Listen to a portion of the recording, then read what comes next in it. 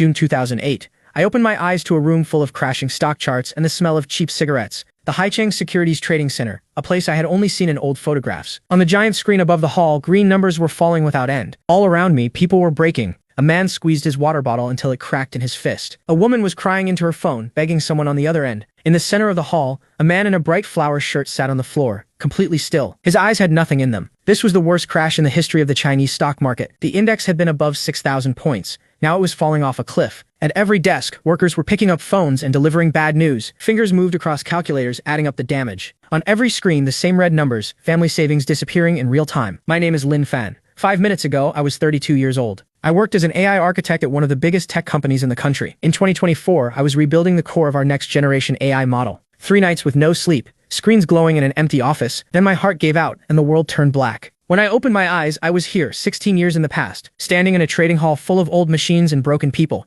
I looked at my hands, thin, smooth, young. I walked to the glass doors and studied my own reflection. 18 years old. The summer after high school, a face I had almost forgotten. I came back, I whispered, and the words made my lips tremble. That was when my fingers brushed something cold and smooth in my pocket. It was not a Nokia. It was not a flip phone. It was my test phone from 2024, the one I carried everywhere. The screen was dead black, but the weight in my hand was real. Inside this phone was my life's work, an offline AI with a full local database. I pressed it against my chest. My heart was racing. I came back to the past, and the future came with me. I slipped behind a thick concrete pillar, away from every pair of eyes in the room. My thumb shook as I pressed the power button. The screen woke up instantly. A soft blue sphere appeared in the center. No loading, no delay. The interface was bare, just one glowing icon in the middle of the screen. I held my breath and tapped it. The system check finished in seconds, no network, but the local database was complete. Everything was still here. All the data from 2024 saved on this one device. Stock records, technical files, world events, 16 years of information at my fingertips. Charts and data filled the screen more than any computer in this building could handle. In a world where smartphones did not even exist yet, this phone was a weapon. I opened the search bar and started typing. June 12, 2008. I punched in today's date. The query sat in the search bar, ready. The AI answered before I could blink. A full stock chart loaded, every price movement from today, already recorded. The market had crashed today. Almost every stock hit its lowest allowed price. But one name stood out, Haihong Holdings. At 2:45 p.m. today, everything would change. A leaked business deal would pull big money in and the stock would shoot straight up. From the very bottom of the day to the very top. The chart showed a clean vertical line, a 20% swing in a single afternoon. I stared at those numbers. This was real. This was happening today, 20%. Right here, right now, and I was the only person alive who knew. I had 40 minutes. The clock on the main board read 2:05 p.m. Haihong Holdings was right there on the board, down 9.8%, stuck at the bottom. Sell orders were stacked deep. Nobody in this hall would touch it. Nobody except me. But there was a problem. I reached into my pocket. One wrinkled 50 yuan bill and an ID card. That was everything I owned. Even if I doubled that 50, I would have 100. That was nothing. I needed real money, someone else's money. My eyes moved across the hall, and they stopped on the man in the flower shirt, still sitting on the floor. I knew this man. In my past life, the news had told his whole story. Zhao Dahu, the biggest private trader in Haihong. He had thrown everything into the market, his house, his car, every last coin he had. In the original timeline, he lost it all. Today, then he drank poison right outside this building, and that was the end of his story. If nobody stepped in, this man would be gone by tonight. I closed my eyes for 1 second. When I opened them, the nervousness was gone. I walked toward him, an 18-year-old body, a 32-year-old mind, and 40 minutes to rewrite everything. Dahu was still at his station, eyes fixed on the red numbers dropping across his screens. Want to make your money back? I kept my voice low and steady. To him, I was nobody, just a teenager in a dark sweater standing over a grown man. He raised his head slowly, not understanding why I was there. Then the confusion turned to anger. Get lost, he snapped. I'm busy. I didn't move. Behind him, the chart for Haihong was still falling. He looked up at me again, sharper this time, trying to read me. Your whole position is one stock, I said. Haihong Holdings, you're trapped. 800,000, all of it locked in. Am I wrong? I watched his face change. Nobody was supposed to know that number. What he didn't know was that my AI had already scanned the wrinkled trading slip in his hand. Only a small corner of the paper was visible, but the AI rebuilt the full image from that alone. I had every detail of his position before I even opened my mouth. Dahu got to his feet, eyes full of doubt. How did you know that? That part isn't important, I said, and pointed at the main board. 40 minutes until the market closes. Haihong is stuck at the daily low right now. Nobody will go near it. If you don't want tomorrow to be the same, your only way out is to listen to me. Listen to you? His face tightened. What does some kid who hasn't finished school know about stocks? Arms crossed. He stared me down, still not believing a word. I let the corner of my mouth rise just barely. Whether I know stocks doesn't matter, I said. What matters is something else. I stepped closer, dropping my voice so only he could hear. I have inside information. I leaned in close to his ear. At 2:45, big money moves in, the price will fly. I pulled back with a small smile. That was enough to get him thinking. How much cash do you have left? I asked, glancing at my phone. He was shaken. Something about me didn't match what he expected. I knew what he saw, eyes that didn't belong on a teenager's face.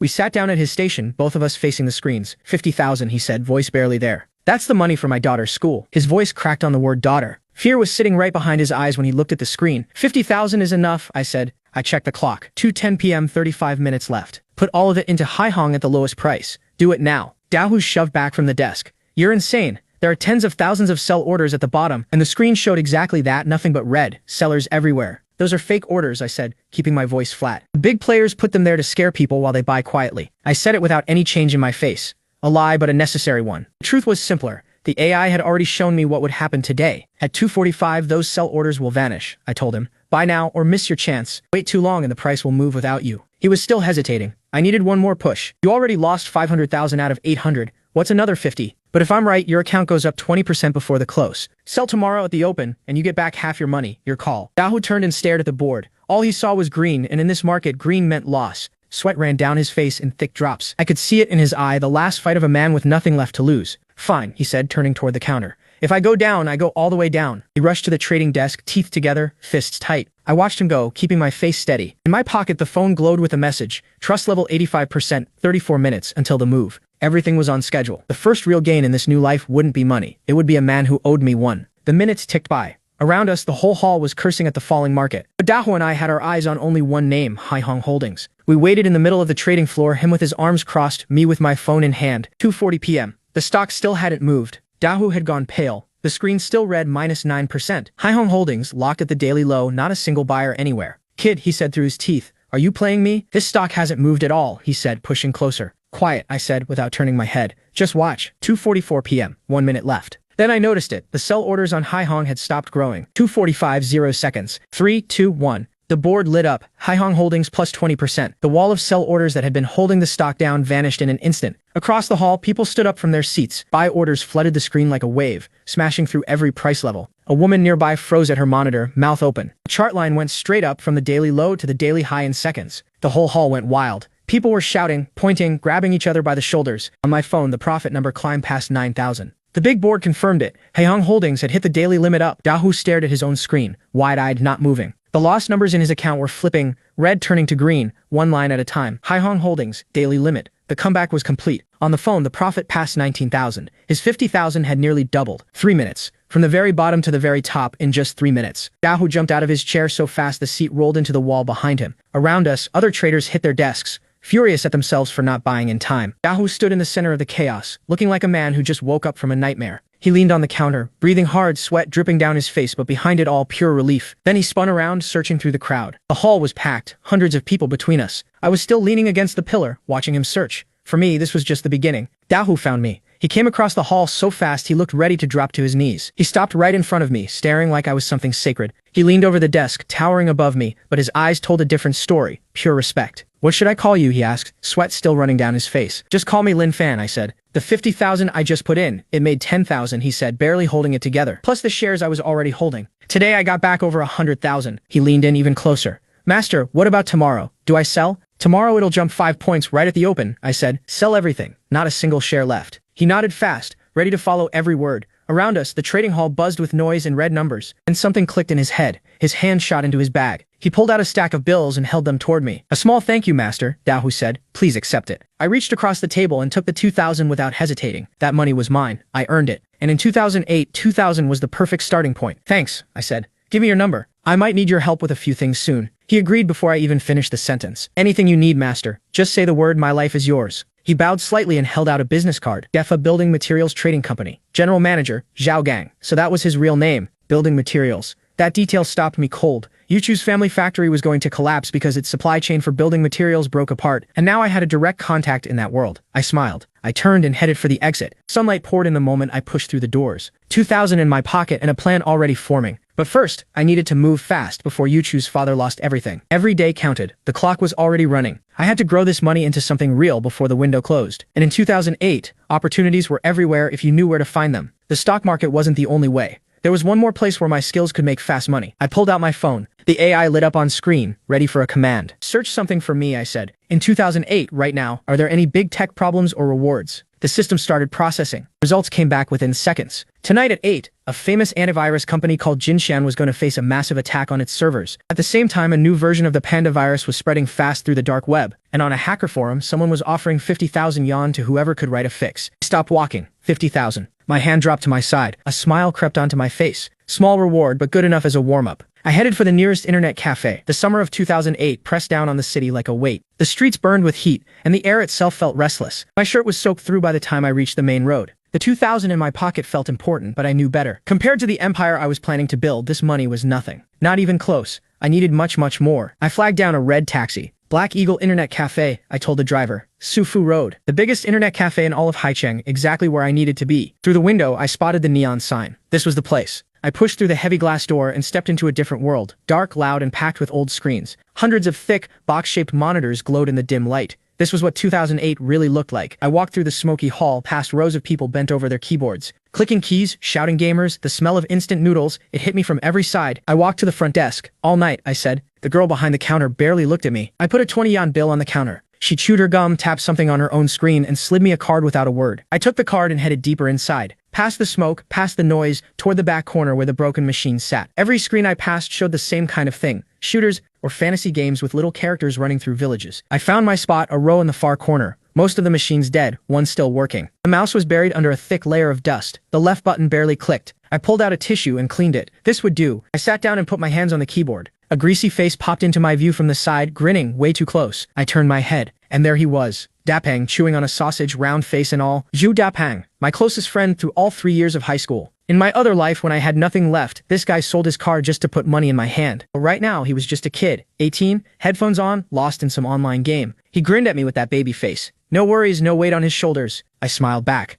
Seeing him like this hit harder than I expected. His screen showed some fantasy world, villages, markets, a little character running down a dirt road. How come you're here? He asked. I thought you said you were staying home to rest these days. His hand was still on the mouse, half playing, half paying attention. He pulled his headphones down around his neck and waited for my answer. I came to do something important, I said. I kept the smile on my face but didn't explain. The memories from my other life pushed up for a moment. Him holding out those car keys, that stupid kind grin, but I shoved them back down. No time for feelings. Every second was worth money. I turned back to my screen. Lines of code filled the monitor as I opened the browser and dug deep. My fingers moved fast, typing in a dark web address that only a few people in the world would recognize. 2008 was one of the worst years for computer viruses, and that meant opportunity. The forum loaded. GeekHub. Right at the top sat the Panda virus post, and the reward was still open. The glow of the screen settled on my face. This was where the real work started. My fingers kept moving, typing line after line into the old machine. Out there in the digital world, a storm was building, a coordinated attack on the country's biggest antivirus companies. My phone from 2024 sat on the desk beside the monitor, its screen already showing a network map that no device in this era could produce. I had pulled it from my pocket just moments ago. Halo deployed. The phone was connected to this broken-down computer by a single cable, and it was already working. I reached over and tapped the dark screen. I gave the command silently in my head, transparent transfer mode, activate, take over this machine's full access. The AI connected instantly. 16 years of future technology flowing through a single cable into a 2008 computer. The phone screen gave a quiet glow. A message appeared on the display, visible only to me. Host access confirmed, scanning network. I held the phone steady in front of the keyboard and let it do its work. Then a warning popped up, red text, countdown timers, and one word across the top. Alert. High-risk worm detected. Storm 1 hidden code present. Full outbreak in 15 minutes. Storm 1. That name stopped me cold. In my previous life, this virus hit in June 2008 and destroyed everything in its path. It took down a third of every internet cafe in the country. Entire rooms of machines, all dead at once. The virus went straight for the management system, the one weak point every cafe shared. After that, it flooded every screen with pop-up ads until the machines were useless. Cafe owners lost everything overnight and most of them never reopened. I came here tonight to write code and collect a bounty. I never expected the virus to already be here, hiding inside this very network, waiting to go off. I looked at the swirling code on my monitor, and the corner of my mouth lifted. Then a shout broke out from across the hall. Blue screen. The kind every computer user fears, white text, frozen machine, nothing you can do. More voices. The whole main floor was losing it. Admin, everything's crashed. I looked up from my corner and saw it for myself. Screen after screen, all turning blue, and I watched it happen with a calm I probably shouldn't have felt. It spread through the rows like falling tiles, one machine pulling down the next. Then the blue screens turned black, and a skull appeared with red text. 1 to unlock, 50 yuan per machine. Every monitor in the building showed the same skull and the same demand. A guy in a green hoodie slammed his mouse hard enough to crack the desk. The one beside him sat frozen with sweat running down his face, staring at his dead screen. The cafe owner burst out of the back room, a heavy man in a light blue shirt, glasses barely hanging on. "Don't panic," he shouted, throwing his hands on the nearest keyboard. "I'm restarting the server. Give me a second." He had no idea how useless that would be. The restart changed nothing. The red lock came right back. Even his billing computer was locked, his whole business, every machine, every system, completely frozen. The panic in his eyes was real now. 300 seats, full on a weekend night, and not a single machine working. He stood in the middle of the red-lit room and shouted, his voice cracking. Whoever fixes this gets free internet for a whole year. No one answered. He grabbed his phone, an old Nokia with a tiny screen. He started dialing a repair company. They told him 2 hours minimum. From my corner, I watched all of this without moving. My screen showed blue like everyone else's, but that was just a cover. Underneath, the AI still had full control. Scan the virus source, I told it. Build me a kill script, the fastest, hardest one you can make. The phone lit up. Code started filling the small screen in seconds. Command confirmed. Generating. The progress bar finished before I could blink. Lines of code scrolled down the display, dense and tight. The AI had written a weapon clean, sharp, and 10 years ahead of anything that existed in 2008. I read through it on the screen. Not a single wasted line. Dapeng sat right beside me, eyes wide. I set my hands on the keyboard. Something shifted inside me. I wasn't a teenager in a cheap internet cafe anymore. I was the man who had once stood at NASDAQ as a chief technology officer. I hit enter. The blue screen vanished, and a black command window took its place. My fingers moved across the keys, feeding the AI's code into the system line by line. The rhythm was steady, fast, controlled, exact. Every keystroke hit the old keyboard with a sharp, loud click. Dapeng leaned in. You can write code? He asked. He was staring so hard that the sausage fell right out of his mouth and onto his pants. I didn't answer. My eyes stayed locked on the screen. At the top of the window, the program name glowed, Killstorm. Dapeng watched the command scroll past, his mouth still hanging open. What I was really doing was translating the AI's output into code that a machine from 2008 could understand. The AI built the weapon. My job was to make it fit a world that wasn't ready for it. 5 minutes later, I typed the last character, then pressed enter hard, and Dapeng flinched beside me. A green progress bar filled the screen. Local scan complete, broadcasting patch to all machines. My machine was clean. The fix was already spreading through the network. The screen next to mine still showed the red skull, glowing in the dark. Then it blinked, and the skull was gone. The familiar Windows XP desktop loaded in its place, blue sky and green hills. One by one, every monitor in the row came back to life. A guy across the room jumped out of his chair, grinning. Third machine, fourth, fifth. The whole floor was waking up. The skulls vanished one after another, replaced by the same blue sky desktop. My screen showed the final message, network broadcast complete. All machines patched. Cheers broke out across the room. Mine's working. Mine too. People were laughing, shaking their heads in relief. Every machine in the building was back to normal, just like that. Boss Lee stood at the front desk, staring at his Nokia. The call hadn't even connected. His billing system showed a green checkmark, fully restored, as if nothing had happened. He scratched the top of his bald head. I didn't even do anything, he muttered. He spun around, looking for an answer. Who fixed this? The red-haired girl behind the counter stared back at him just as confused. She pointed toward the far corner of the room. The signal came from over there. Boss Lee followed her finger and saw a teenager sitting alone in the back row, completely unbothered. I was already closing the command window with one calm click of the mouse. On my screen now was the Jinshan antivirus forum, my post already drafted, code attached, analysis included. Boss Lee started walking toward me. He was no tech expert, but even he understood what it meant when one machine heals an entire network from the inside. He moved faster, weaving through the rows toward my corner. I was uploading everything, the kill tool, the source code, the firewall patch, to a security bounty board. The upload bar sat at 62% and climbing. The post title was simple, Storm 1 Kill Tool and Code Analysis. The bounty, 50,000 yuan. Behind me, Boss Lee stood with his mouth half open, too shocked to say a single word. Dapeng stood behind me, holding his breath, completely frozen. He stared at me like I had just crawled out of a spaceship. When did you secretly become a hacker? He asked. I didn't answer. Boss Lee was still hovering behind me. The forum will handle the rest, I said. Across the city, in a brightly lit office, a system was running code verification, 20% and climbing. Dozens of engineers sat at their desks, heads in their hands, losing the same fight against the same virus. An intern spotted something on a forum and called out. Someone posted a kill tool online. The forum post was already live, full download, code attached, a start button waiting. The team lead at his desk waved it off without looking. Don't waste time on forums right now. It's probably clickbait, he said, or a new variant of the virus itself. The tech director didn't even lift his head. His fingers moved across the keyboard like he was fighting the clock. Boss, please, the intern said again. His voice was shaking now. The kill tool was already running on his screen, 43%.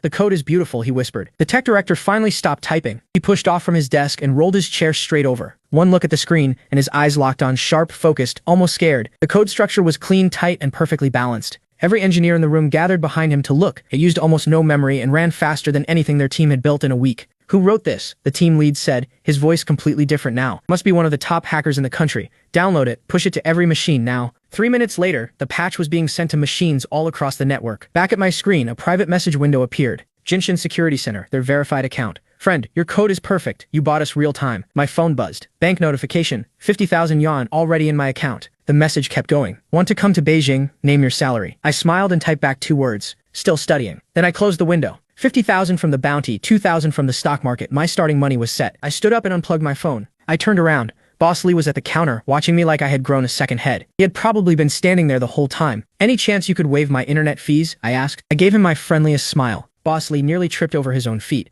"Free, all free. Come anytime. Drinks on the house too." He was rubbing his hands together, grinning. "That virus just now, how did you—" "System hole," I said. "I patched your server already. This kind of thing won't get in again." I kept my voice flat, like fixing a virus was the same as tying my shoes. Boss Lee shook his head.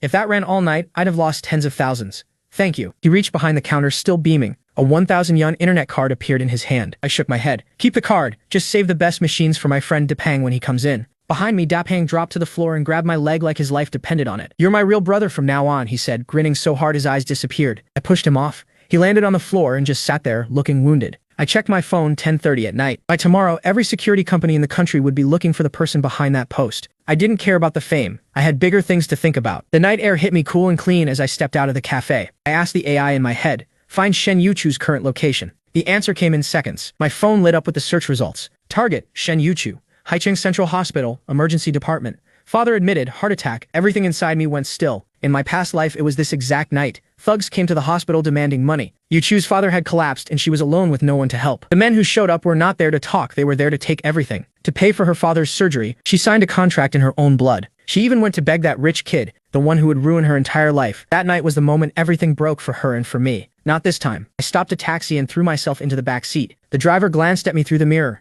"Central Hospital," I said. "Fast as you can. Faster. I'll pay double." The taxi shot forward, tires ripping through the wet road. I gripped the phone in my pocket. The 50,000 yuan sitting in that account was not just money, it was the first real weapon I had in this second life. Through the rain and the wipers, the red hospital cross appeared in the dark. I threw money at the driver and ran straight into the storm. Cold rain hit my face, and for 1 second my head went perfectly clear. I pushed through the glass doors, soaking wet, sharper than I had been all night. The hospital lobby smelled like chemicals and damp clothes. I didn't need to ask for directions. Every turn of this place was burned into my memory. Emergency observation area, bed 302. I slowed my pace in the corridor, still dripping. The hallway stretched out ahead, full of patients and worried families. In my last life, I came too late. By the time I arrived, Yuchu was sitting alone at the end of an empty hall, a blood-stained debt note in her lap, her eyes already dead. That memory pushed me forward. I turned the corner. Same hallway, same night, but this time I was not too late. 5 or 6 men in black tank tops had her surrounded outside the emergency room. The one in front was bald, built heavy, with tattoos covering both arms. A thick gold chain hung from his neck, and his face said he was done being patient. I stopped at the edge of the wall and watched. "Your old man's finished," the bald one said. "Hand over the factory that covers the debt. Sign the paper, now. Sign, and we'll cover the surgery. Simple deal. Otherwise, nobody walks through that door tonight." And there she was, right in the middle of all of them, Yuchu. She stood in front of the emergency room door with her arms spread wide, blocking it. Wet hair stuck to her white face. She looked like she might fall apart any second, but she bit down on her lip and held her ground, not one step back. She hadn't moved, arms wide, her whole body pressed against the hospital room door. "This is a hospital," she shouted. "You can't do this here." Her voice was shaking, but there was something hard underneath it. She held up her phone. 110 already dialed. The call timer running. The bald man cracked his knuckles. "Called the cops, did you? Debts get paid, that's how the world works. Even the police know that." Yuchu held her ground, but he didn't care. He grinned and reached toward her. "Go in there and pull the old man's oxygen line," he told his men. "Then we'll see how fast she signs." A few doctors and nurses stepped forward, wanting to stop it. One look from the thugs sent them right back again. Yuchu closed her eyes. She stood there alone, and I could feel her breaking from where I watched. The bald man's hand came down toward her shoulder, and I caught his wrist before it landed. "Making trouble at a hospital," I said. "Not very smart." The whole corridor went silent. Yuchu's eyes flew open. I stood between them, still dripping from the rain. I kept my gaze forward, not on her, on him. I put every bit of cold I had right behind my eyes. She knew me, Lin Fan, same school, different class. We had never spoken a single word to each other before tonight. At school, I was just the quiet one who always scored first. Our families lived a few streets apart, but our worlds never crossed. Every doctor and patient in the hall had backed away. I was the only one who stepped forward. The surprise on Wang Qiang's face lasted half a second before the anger took over. He yanked hard, trying to rip his wrist free, but my grip held. He was twice my size, and he could not shake me loose. "Where did you come from, you little punk?" he snarled. "Just the two of us, standing in the long, quiet corridor. Playing hero for some girl?" he said. "You want to die?" He pulled back his free fist. I didn't even blink. Inside my head, the AI was already running. Face scan, full search, everything at once. I pulled out my phone. 1 second was all I needed. The screen lit up with a match. Target Wang Qiang. His full name, his street name, his whole record, laid out in front of me. Low-level boss in a loan shark gang based right here in Haicheng. And the weakness, he had been stealing from his own boss's collections to cover his gambling losses. Everything I needed found in 1 second. I let go of his wrist and gave him a light push that sent him stumbling back 2 steps. "I don't want to fight," I said. I reached into my pocket and pulled out a tissue.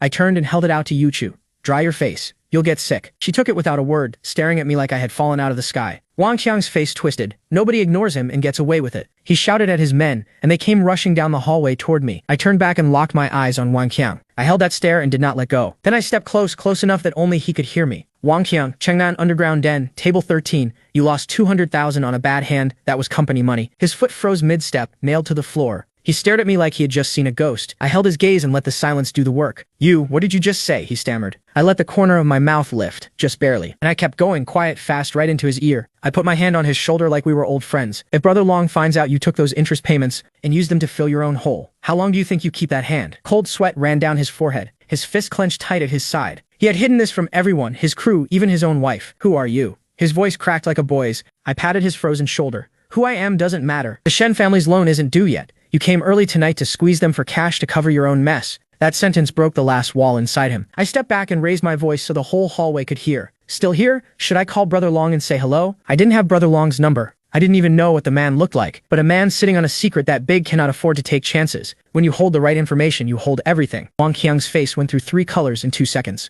He was trying to decide what if this kid really has connections. He couldn't risk it. He ground his teeth until I heard them creak. Fine, he barked, pointing past me at Yuchu. This brat saved you today, but the debt stays. 3 days. If you still can't pay, I'll tear this building apart. His men turned and shuffled down the corridor with their heads low. The hallway went quiet, and my shoulders finally dropped. If Wang Qiang had been the type to pull a knife first and talk later, my only plan was to grab Yuchu and run. But the AI's data was perfect, and his own fear did the rest. I turned around to face her. She was still gripping that tissue with both hands like it was the only thing keeping her standing. Then she broke. Tears poured down her face. Thank you, she whispered.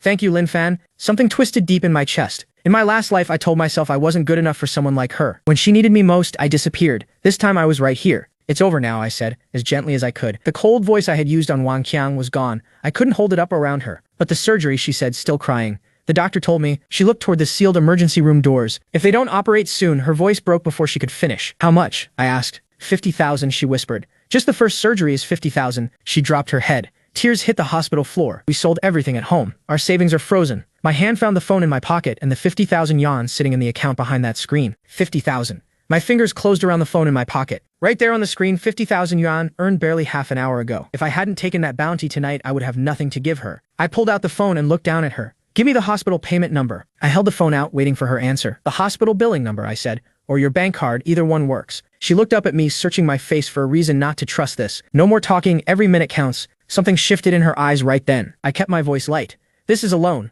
After you graduate, you work for me to pay it back. Interest at the highest bank rate, and you have to cook for me. She didn't answer, just sat there looking at me like I was someone she had never met before. 10 minutes later, the hospital cashier took the card and processed the payment. Bed 302, surgery team, go now. The staff moved fast. The surgery light came on, and the hallway went quiet again. That was when Yuchu's legs gave out, and I caught her before she fell. She leaned into me, and I could smell the rain still in her hair. She gripped my arm until her knuckles turned white. I will pay you back, Lin Fan, I swear it. Her lips were still trembling when she finished. I looked into her eyes and gave her one slow nod. She held my gaze, and for a long moment neither of us spoke. I leaned against the wall and watched the rain slide down the window. 50,000 yuan gone before it even settled in my account. But I felt nothing close to regret. Money was just a number now, and some things no number could ever bring back. I stood alone in the empty corridor and quietly called the AI. The clock on the wall read 11:47. I held the phone close and whispered, make me a plan. How do I start from 0 and turn it into 1,000,000 in 3 days? The message was already sent. I needed to erase the Shen family's debt, every last cent of it. The AI answered in seconds. Use the gap in the ringtone billing system, combine it with the hottest SP services, expected return, 2,000%. 2,000% medium risk. I could work with that. I walked down the corridor, staring out at the city beyond the glass. Behind me, Haihong Central Hospital sat quiet under the dark sky. The rain had stopped, but I was just getting started. 2 in the morning, and I was standing at the internet cafe door. Inside, the all-night crowd was in full swing, screens glowing, keyboards rattling. A girl with wild red hair was working the counter, looking bored out of her mind. The place smelled like old noodle soup and energy drinks, same as always. You're finally back, Dapeng called from the counter, chopsticks in one hand. He had been leaning over the bar, chatting up the cashier with some stories she clearly didn't believe. Dapeng grinned. Boss Lee saved the VIP room for you. Real sofa, cold air, and a whole case of cola. I walked straight into the back, the so-called VIP section. A small room behind frosted glass, but it had everything I needed. 2 computers with decent power, a leather sofa, and enough cola to last a week. Stop playing games, I said. Time to work. I reached into the box and grabbed a cold can. The cola went down fast and pushed the exhaustion back a step. Dapeng blinked at me. Work? At 2 in the morning? My fingers were already moving on the keyboard. No more small jobs. He dropped onto the sofa and the whole thing groaned under his weight. I glanced over at him, then reached into my pocket. I set the phone on the desk between us, the one from the future. Want to make 1,000,000 yuan in 3 days? Dapeng choked on his cola so hard it almost came out of his nose. He coughed twice. Are you crazy? Even robbing a bank needs a plan. 1,000,000 in 3 days? SP business. He stopped coughing and just stared at me. Dapeng lived in internet cafes. Of course he knew what SP meant. 2008 was the wild age of mobile services. Ringtone downloads, weather texts, fortune messages, tiny services that made huge money. The two of us sat side by side in that small room, lit by nothing but our screens. My hands moved across the keyboard while I laid it all out. The problem is, the whole business is run by dangerous middlemen. Some of them are basically gangs. Dapeng shook his head. And the phone carriers are watching now too. The old scam codes can't get through their filters anymore, he said. I smiled. Who said anything about scamming? I powered up the second computer. My fingers settled on the keys, steady and light. We're building something people actually want, something they'll be happy to pay for. I turned and looked straight at him. Your cousin, Erhu. He works at an SP company as a channel manager, right? And he has access to mobile billing codes. I let the grin show. Dapeng's eyes went round. How do you know that? I never said a word about him. I didn't explain. Call him right now. I don't care where he is. Tell him there's a deal that will multiply his monthly numbers by 10. Dapeng couldn't decide if I was crazy or 3 steps ahead of everyone, but he pulled a beat-up Nokia from his ripped jeans and started dialing. While he argued his cousin out of bed, I was already on to the next step. I picked up the AI phone and gave it quiet orders. The screen filled with text, target platforms, Symbian S60 J2ME. Behind me, Dapeng was sweating into the phone, trying to make his cousin believe him. The AI kept building. Core features appeared on the screen one line at a time. Code started writing itself faster than any team of programmers could dream of. A messaging app that worked on every phone with tricks to send messages almost for free. Out in the main hall, the cafe was full of gamers who had no idea what was being born in this back room. The AI reached into its future database and rebuilt everything to fit 2008 hardware. I watched the progress and let myself smile. The phone glowed bright, holographic light rising from the screen as it ran at full power. Every line of modern code was being translated into something a cheap phone from this era could run. Light pulsed from the screen as the project neared the finish line. In 2008, Nokia owned the phone market. People were still pressing tiny keys 3 times just to type one letter, and paying for every single text. 3 platform icons appeared on the screen. S60 J2ME MTK. All green, all ready. The app was called SoulLink, a messaging tool barely 200 kilobytes, built to change everything. My fingers were a blur on the keys. The code didn't come line by line, it poured onto the screen in whole blocks. 3 monitors filled with code, all built in seconds. I watched the AI tear through every wall Symbian had put up. System locks, security layers, all cracked and cleared. The door swung open and cheap alcohol flooded the booth. Erhu had arrived. This is the genius you told me about. I could hear the doubt before I even looked up. I didn't bother answering, I just held up the phone. Your phone runs S60 3rd version, right? Erhu blinked, then slowly pulled out his brand new Nokia. Turn on Bluetooth, I told him. He frowned, but did it, setting the phone on the table next to his drink. The file went through in seconds. SoulLink install jar. Install it. Then pick anyone from your contacts and send them a message. Erhu stared at his screen with narrow eyes. If this gives me a virus, I swear I'll break you both. I leaned back in my seat and let the threat float past me. The app finished installing before he could complain again. Erhu opened it and tried typing, just 2 letters on the tiny keys. His whole face changed.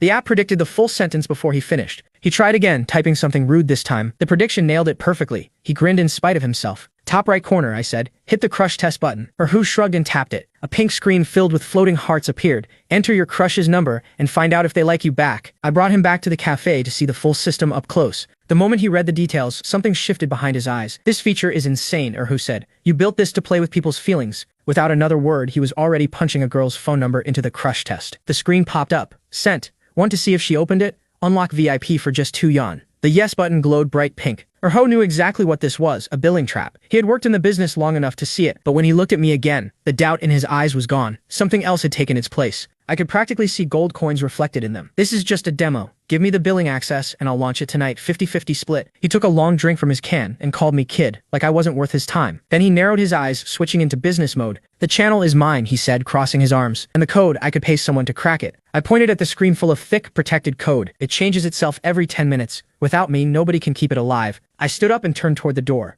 If you don't want the deal, I'll walk straight to Wangqiang. I'm sure he'd love to hear about this. Erhu's face went tight the moment he heard that name. I sat back down with a small smile and let the silence do the rest. He stared at me like he couldn't believe a teenager was doing this to him. I wasn't a teenager, not where it counted. 60-40, Erhu tried, leaning forward. I take 60, I still have to keep my contacts at the mobile company happy. I didn't budge, 50-50, and daily payments. Every noon, yesterday's share goes straight into my account, not 1 cent short. The room went completely silent. Just the hum of the computer fans. Erhu slapped his thigh. Fine, deal. If you really pull this off, I'll call you boss. He reached into his jacket. A small USB drive hung from his fingers by a red string. I took it, full billing access for every major carrier, all on one tiny stick. The next 6 hours disappeared. Dapeng sat in the corner, thumbs flying, posting ads to every forum and message board he could find. The promotional copy came from the AI, every headline designed to make young people click. Find out who has a crush on you. The secret confession tool everyone's using. By 7 a.m., the posts were live everywhere. While Dapeng pushed the marketing, I was still deep in code. Payment systems, billing codes, carrier connections.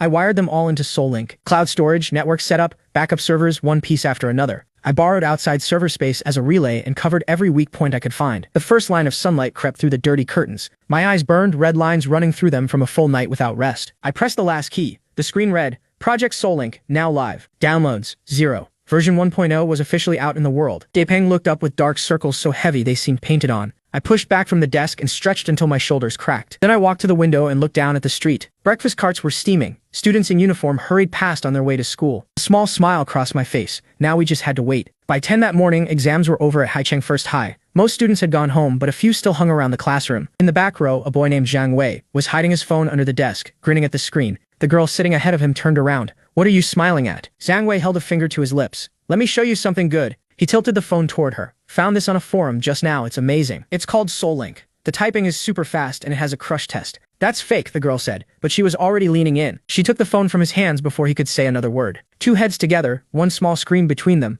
warm light filling the classroom. I put in the class beauty's number from next door, Zhang Wei whispered. The phone showed a match result, and his face turned red with excitement. I paid 2 yuan to check the details, he said. It said she has long hair, and she likes white dresses. That's definitely her. The girl's heart skipped. She stared down at the phone in her hands. Slowly, her eyes moved across the room to a quiet boy reading by the window. Her cheeks went warm, and she closed her eyes for a moment. How do I download it? She asked, trying to sound casual. Bluetooth, Zhang Wei said. I'll send it to you right now. The file was only 200 kilobytes. It transferred before she could blink. She opened it, and her eyes lit up. The same scene was playing out across the city in over a dozen schools at once. Students, college kids, even young office workers, all finding that pink heart on their screens. In 2008, there was no app store. No single place to find and download software. Apps spread the old way, Bluetooth, infrared, and popular posts on phone forums. Phone to phone, person to person, desk to desk. The growth was slow at first, one user at a time. But once the word started spreading, it stuck. And the crush test was the hook that made sure nobody wanted to let go. The crush test hit every young person where it mattered most. Everyone had a secret crush, and now they had a way to find out if the feeling was the same.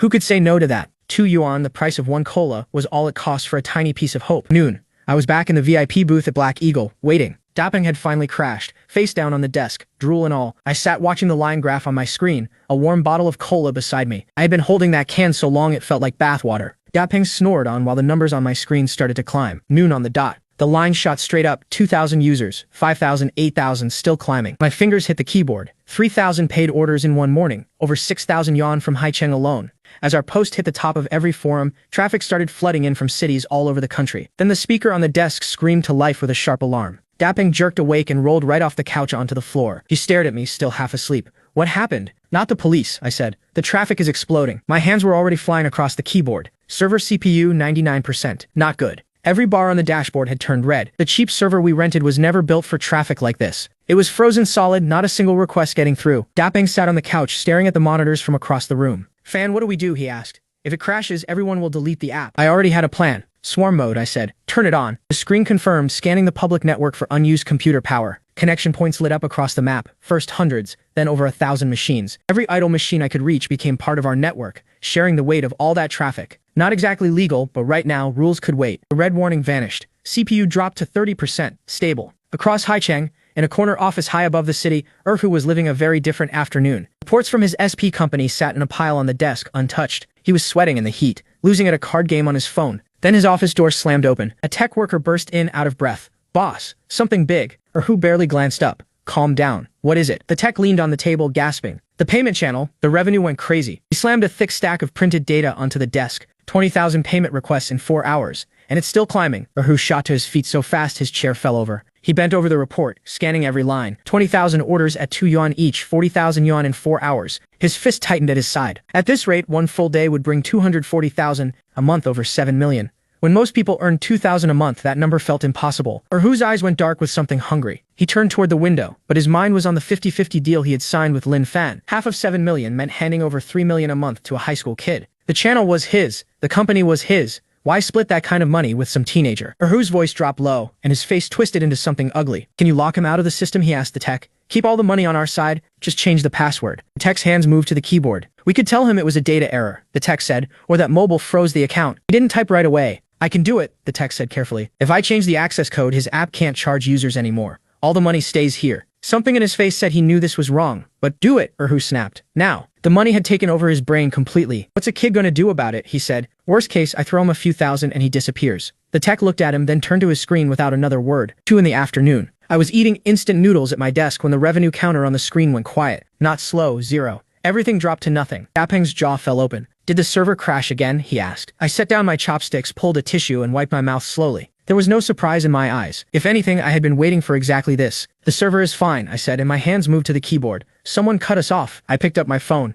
The system log told me everything. Error 403, access denied. Erhu's SP company had changed the password. Dapeng's face went red. That bastard Erhu. He's trying to steal all of it. He was so angry he knocked my noodle cup off the desk. I'll go find him and break his teeth, Dapeng shouted. Sit down, I said, and the cold in my voice stopped him. He froze near the door. But Fan, that's tens of thousands of yuan. That's the money for you choose, Dad, he said, and his voice cracked. His eyes were red, and not from tiredness. I know, I said quietly and stood up. I looked out the window at the streets below. The city glowed gold under the late afternoon sky. Greed is the best bait, I said, and Erhu just swallowed the whole thing. If he didn't cheat me first, I wouldn't have a reason to take him down. I turned back to the screen. A network map covered in red dots was already waiting. When I built SolLink, I buried a trap inside the code, something nobody would ever notice. A logic bomb hidden so deep that not even a good programmer could find it. The trigger was simple. If the payment connection failed more than 3 times, the bomb goes off. My phone buzzed with a confirmation message. The bomb was already active. It locked every business channel that Erhu's company had, every single one. And it sent an anonymous report straight to China Mobile's main office, with 3 years of proof that his company had been charging people illegally.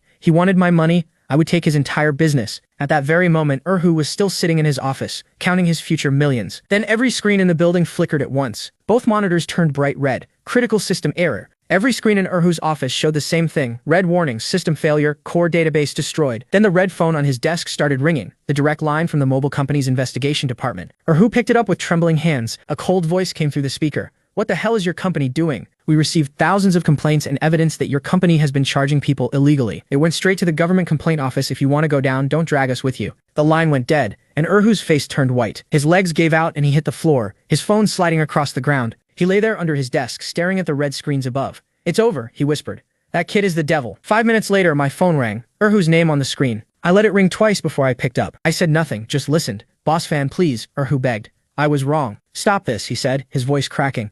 The investigators are already coming. If I go to prison, you lose your money too. Now he understood fear. I leaned back in my chair. You seem pretty confident when you changed that password. I was stupid, Erhu said, and I heard the sharp crack of a slap. He was hitting his own face. I sat there and let him punish himself a while longer. The split stays at 50-50, I said. On the other end, Erhu was already offering me 70-80%. He didn't care anymore. Just pull back the report, he begged. I'll give you whatever you want, and unlock the system, please. First, you'll bring me 500,000 in cash, I said. 30 minutes, to the internet cafe. If you're short by 1 yuan, you can sit in prison and think about it. I'll do it right now, Erhu screamed. I'm going to the bank. He hung up and ran like his life depended on it. I put down my phone and turned to Dapeng, who was staring at me with his jaw hanging open. Get a bag ready, I said. I leaned back and looked out the window. The city had never looked this good. Half an hour later, Erhu appeared in the doorway, face red, shirt soaked, carrying a heavy black bag. I didn't move. He stared at me like I was something that shouldn't exist. He set the cash on the desk without a word, sweat dripping from his jaw. Dapeng's eyes went wide. The boy looked like he forgot how to breathe. 50 stacks of 100 yuan bills lined up in neat rows across the table. I didn't bother counting.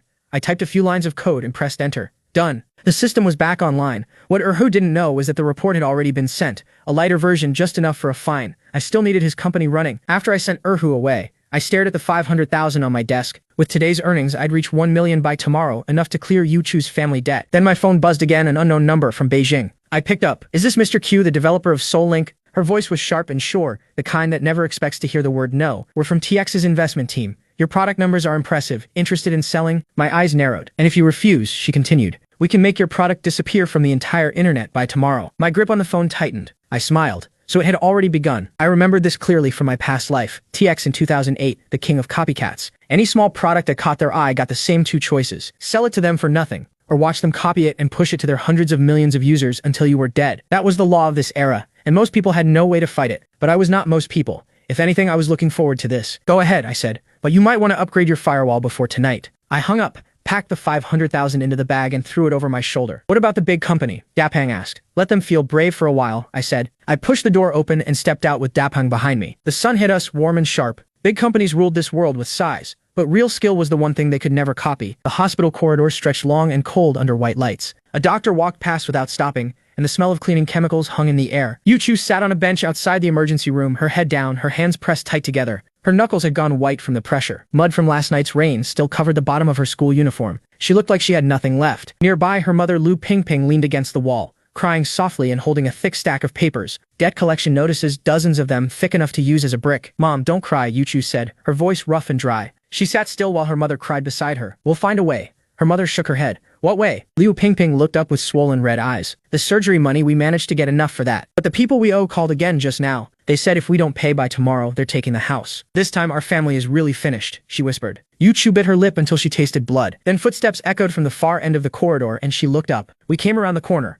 I saw them right away. Yu-Chu on the bench, her mother crying beside her. Dapang was breathing hard behind me, but I kept walking. I didn't slow down. Yu-Chu stood up. Her mother looked at us through her tears, confused. Yu-Chu's eyes went wide when she recognized me. I walked straight to the bench and stopped in front of them. Without a word, I pulled the bag off my shoulder. I dropped it on the bench, heavy and solid. The thud echoed through the quiet hallway. This is 500,000, I said. I said it the way you'd mentioned the weather. Calm, simple, like it was nothing. Liu Pingping stopped crying. Both she and Yu-Chu stared at the bag. The old woman opened her mouth, but nothing came out. I pulled the zipper open, and rows of red 100 yuan bills filled the bag from edge to edge. Yu-Chu stared at the money like she was dreaming. 50 stacks of cash, packed tight in an old canvas bag sitting open in a hospital hallway. I looked at Liu Pingping. 500,000 in cash, auntie, I said. Pay the worst debts first, the ones where people are threatening you. Clear those before anything else. I took a smaller bundle out and placed it gently in her hands. The rest is for Uncle's recovery after surgery. Liu Pingping stood frozen, looking at the money in her hands, then at me, then back at the money. She couldn't say a word. Her hands were shaking against my collar.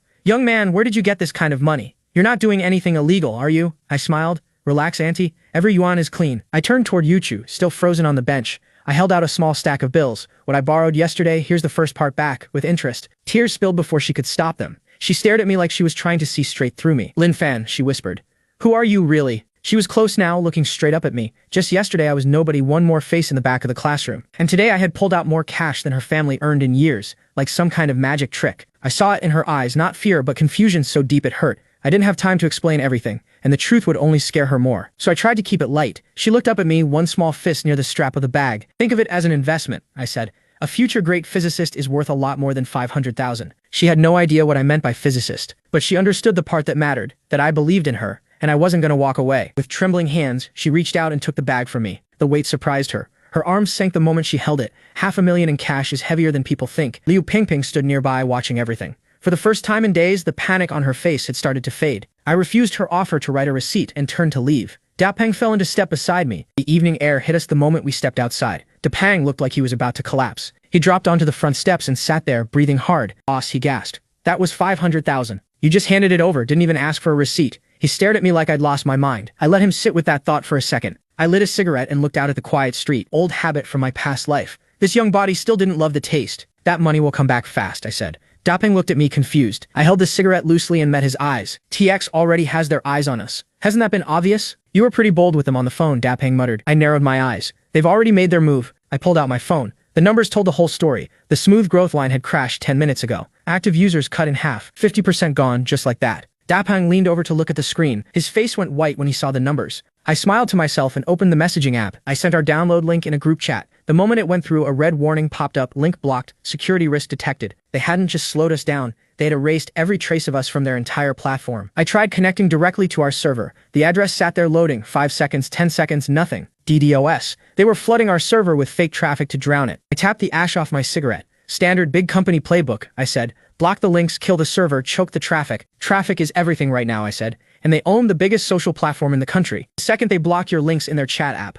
you're silenced. For a small team like us, this should mean death. Dapeng threw his hands up. So that's it? We're finished? Erhu just texted me too, he said, face twisted. All the mobile data channels are cut off. He's losing it. I killed the cigarette and stood up. The harder they hit us, the more scared they are. Companies like TX, if they don't fear you, they just ignore you. Or they copy you. They only fight dirty when they can't do either. Come on, I said. Back to the internet cafe. Dapeng blinked. For what? I smiled, not a kind one. Not to fight them. To send them a gift. Meanwhile, in Shenzhen, the TX corporate tower stood tall against the evening sky. On the top floor, a man named Wang Laowu sat behind a wide desk with his feet up. sipping coffee while his tech lead gave a report. Their server is crushed, the tech lead said, smiling. Every link blocked across our platform. Right now, they're dead. Wang Laowu took a slow sip of his coffee and said nothing for a moment. Then he set the cup down and stood. Just a high school kid who doesn't know his place. The corner of his mouth curled up. He looked like a man who had never once been surprised by anything. Thinks he can challenge us with some clever little app, the tech lead added, eager to agree. Wang Laowu leaned forward, both hands on the desk. In this industry, whoever we decide to kill, dies. The tech lead hesitated. There is one thing, sir. We tried to take apart their core code. Their smart suggestion feature, we can't find any local database for it. He pointed to a network map on the wall screen. It connects in real time to some kind of massive cloud system we've never seen. Our engineers tried to build a copy. Best result, 1/10 the speed. Wang Laowu frowned. Then keep attacking the server. Don't stop. Tomorrow I want our own matching feature live, looking exactly like theirs. The tech lead bowed fast. Yes, sir. Wang Laowu turned to the window and stared out at the city below. In his mind, this war was already over. Technology meant nothing against money and traffic. What he didn't know was that at that same moment, in a worn-out internet cafe far away, I was already sitting in front of 3 screens. My fingers moved fast across the keyboard. The VIP room was dark except for the blue glow of the monitors. This was my battlefield now. Green code filled the screen, not normal programming, but something much deeper, close to the language that machines actually speak. I was picking apart their security system piece by piece. My AI assistant displayed its findings on the phone beside me. TX's scanner used simple rules to detect threats, old, basic methods. I read every line of the report, and I kept typing. There it was, a gap. When their scanner hit a complex file, it would time out and skip the check entirely. Security software from 2008, still running on simple block and allow lists. As long as you wrapped your file in enough layers of protection, their whole defense could be walked right around.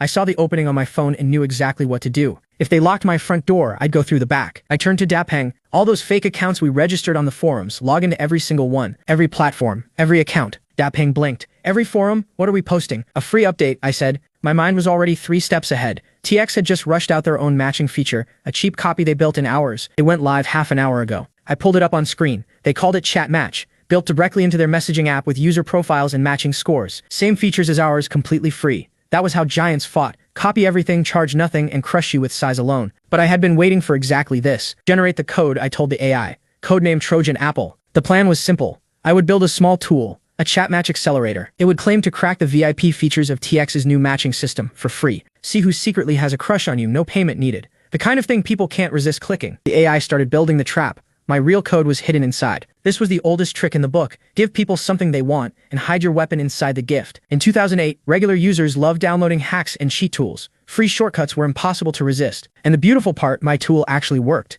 It really did crack some of TX's features. It used security holes that TX hadn't fixed yet. But under the surface, it carried something else entirely. The moment anyone ran my little tool, the code hidden inside would wake up, silently, invisibly, and go to work. It would install a tiny driver, only 20 kilobytes. It would not steal data or damage anything. Dapeng stared at me, confused. So what does it actually do? One thing, I said. Whenever someone plugs their phone into the computer to charge or copy music, the driver pushes a hidden service onto the phone. That service was Linksy, rebuilt from nothing, disguised as part of the phone's own system. I kept typing as I explained. The code would quietly rewrite the phone's system files and redirect every chat request meant for TX straight to my servers. Every user TX spent money to attract would end up on my platform instead. Dapeng's mouth fell open. That is insane. He sat there frozen, still trying to understand what I had described. It's called a technical counterattack, I said, and kept typing. I hit enter. The package was finished. It began spreading across the network. 10 minutes later, every hacker forum and software download site lit up with new posts. Chatmatch free crack version leaked. The top post already had hundreds of replies. Each post had a clean download link and step-by-step instructions. The tool actually worked. Real matching results, real names. People trusted it right away. Screenshots and reviews flooded every platform. The post went viral within the hour.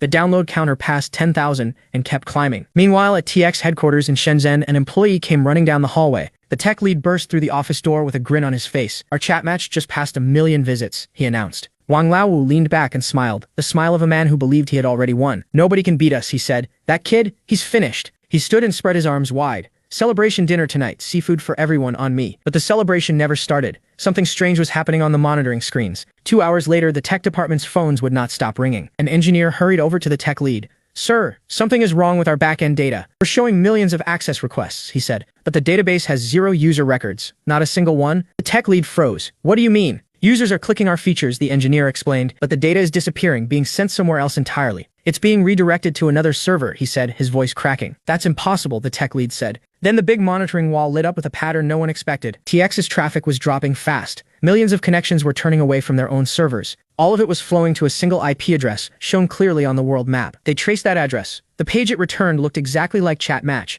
but at the very bottom, in tiny gray letters, it read, "Powered by Lin Fan. Thank you for the traffic, Mr. Penguin." Wang Lao's coffee cup hit the floor and shattered into pieces. His face had turned dark red, almost purple. "Hackers," he screamed, his whole body shaking. "Call the police, right now." "We can't, sir," the tech lead said, nearly in tears. "They didn't attack our servers. The users downloaded a driver themselves. They're sending us the traffic willingly." And the worst part, the tech lead added, pointing at his screen, "The driver also kills viruses and speeds up their phones. Nobody wants to remove it." He bent over his keyboard, exhausted. "The users would rather keep it than delete it." "It's a poison apple," someone whispered, sweat running down his face. "Once you take a bite, you can never spit it out." The red graph on screen confirmed it. All that traffic was leaving TX. Back at the cafe, I sat in front of my monitors and watched. The numbers had gone far beyond what I expected. 3 million daily active users. I read the number twice to make sure. TX had spent a fortune promoting Chat Match, and every cent of it ended up feeding my platform. The live counter was still ticking upward, 2.8 million and climbing. I let myself smile. "Dapeng, how much money are we making this time?" His voice was almost shaking. I looked at him. "We're not making money this time."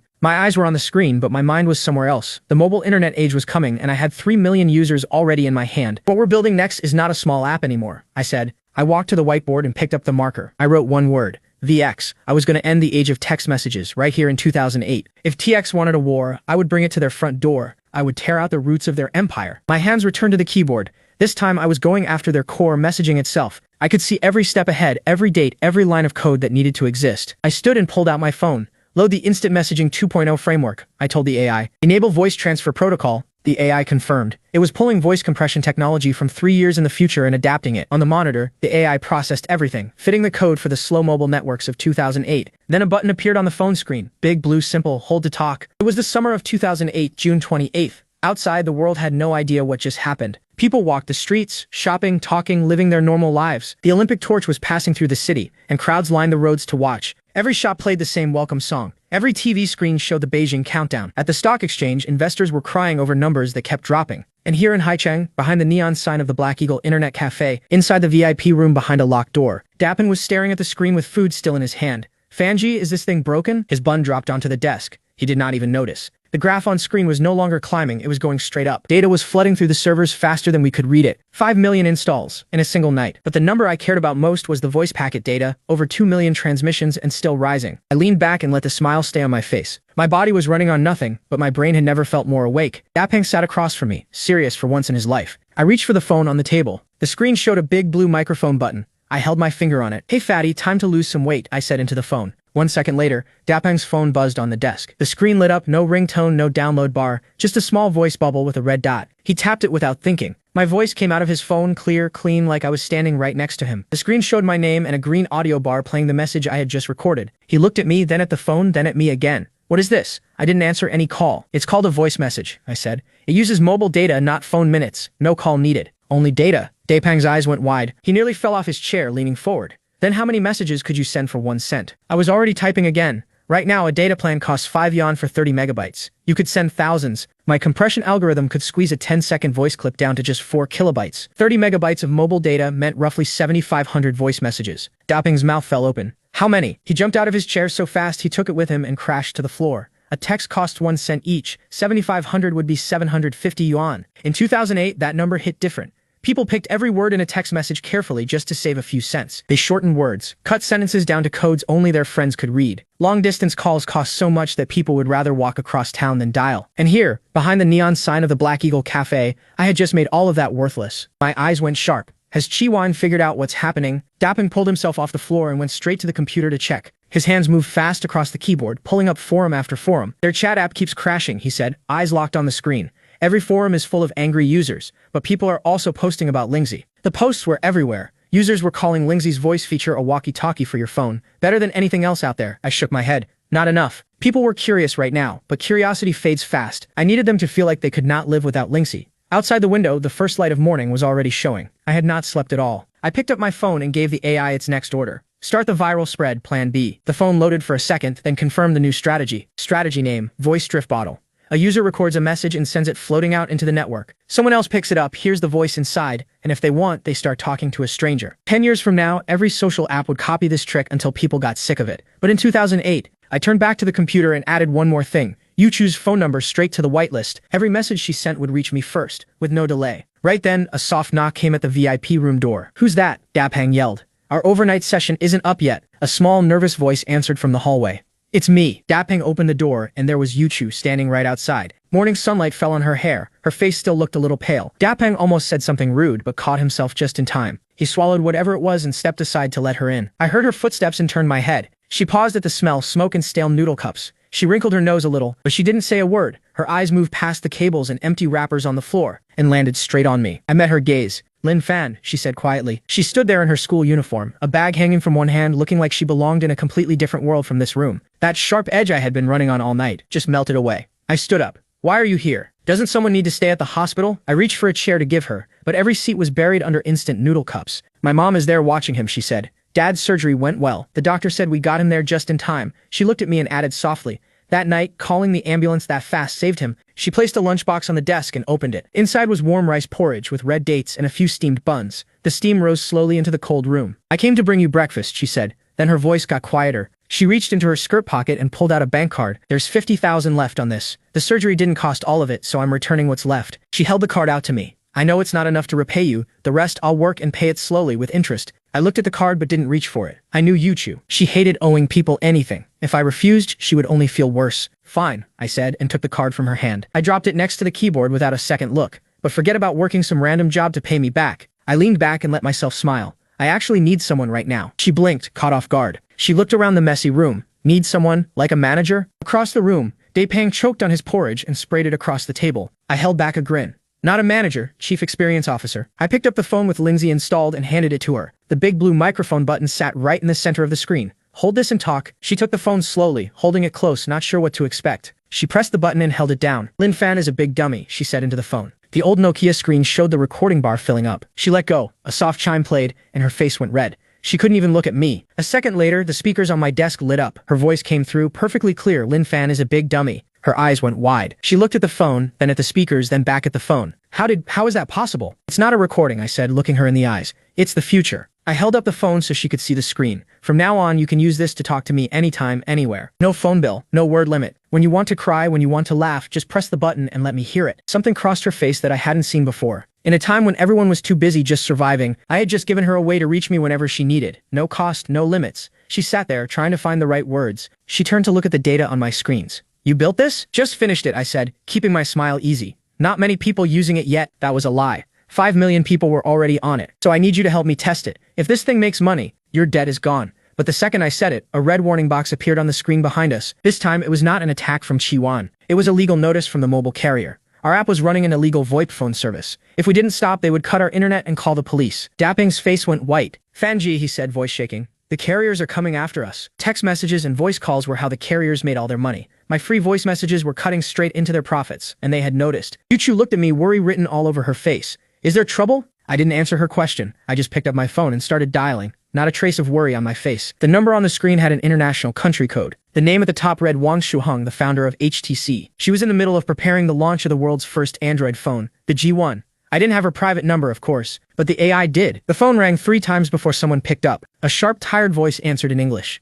"Who is this?" I switched to English without a pause. "Director Wang. Director Wang. I'm calling from China. I have an app that can make your G1 beat the iPhone 3G on launch day. But I have a small problem. The Chinese carriers want to shut me down." 3 seconds of silence. Then her voice came back, cold. "I don't know you, and the G1 is classified." I looked at my phone screen where the AI had already pulled up every detail of the G1, the slide-out keyboard. "It runs Android 1.0, I said, calm and steady, "and I already know everything about it." "What if I told you," I said, settling back in the VIP chair, "that I can make the G1 the first phone in the world to support free voice messages?" 2 minutes into the call, she had not hung up. 5 million active users. Director Wang, already in my hands, ready to move on to your platform. I let the grin spread just enough for her to hear it in my voice. Would any carrier really dare shut down a company that just became a strategic partner of Google and HTC? I was gambling. Nothing in my hands but words and future knowledge. Gambling that HTC was desperate enough to win the smartphone race that they would listen to a stranger from China. And then I heard it, her breathing faster now. She was interested. On the other end of the line, Wang Shuheng stared at the phone. 5 million users, she repeated quietly. "Check China's internet traffic yourself," I said. "The numbers don't lie. All I need is an HTC developer license and one strategic investment.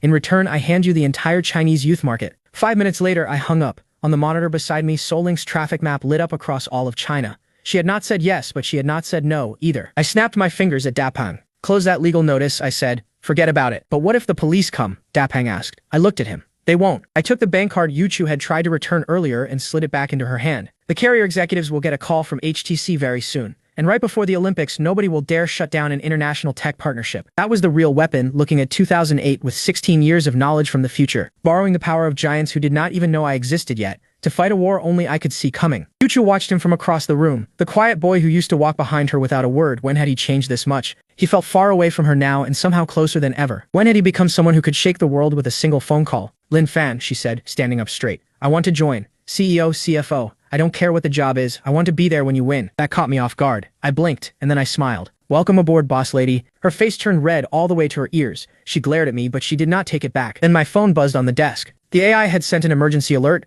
Large-scale capital movement detected. The city commercial bank was forcing a sale of assets. The target was the Chengnan Building Materials Factory under the name Shen Guoqiang, Yuchu's father. The buyer's name was tied to Zhao Changhe, and the sale price was only 30% of what the land was worth. The smile died on my face. Zhao Changhe. I knew that name. In my past life, he was the man who destroyed Yuchu's family. He had cornered her father, forced him to sign away the factory for almost nothing. Then he threw every worker out and took the land for himself. He turned it into apartment buildings. That one stolen deal made him the richest man in the city. And the same thing was about to happen again, right now in this timeline. I turned to look at Yuchu. She was still glowing from the joke, the warm feeling, the shy smile. She had no idea what was coming. Yuchu. My voice dropped lower than I meant it to. I grabbed the canvas bag. Over 400,000 yuan was still inside. The porridge was great, but we need to go right now. Go where? She asked. To take your family's factory back and to deal with someone who should have been stopped a long time ago. The Red Star Building Materials Factory sat in the south end of the city, a dying relic from the 90s. Today its gates were blocked by 2 black sedans, and behind them stood rows of guards with riot shields. The yard was full of unsold cement pipes and steel bars. Hundreds of workers had gathered on the street outside, and every one of them was angry. Guards in uniform stretched yellow tape across the entrance and held their shields in a tight line, blocking everyone out. We haven't been paid in 3 months, a young worker screamed, gripping a wrench. Zhao Changhe, you thief, an older one shouted.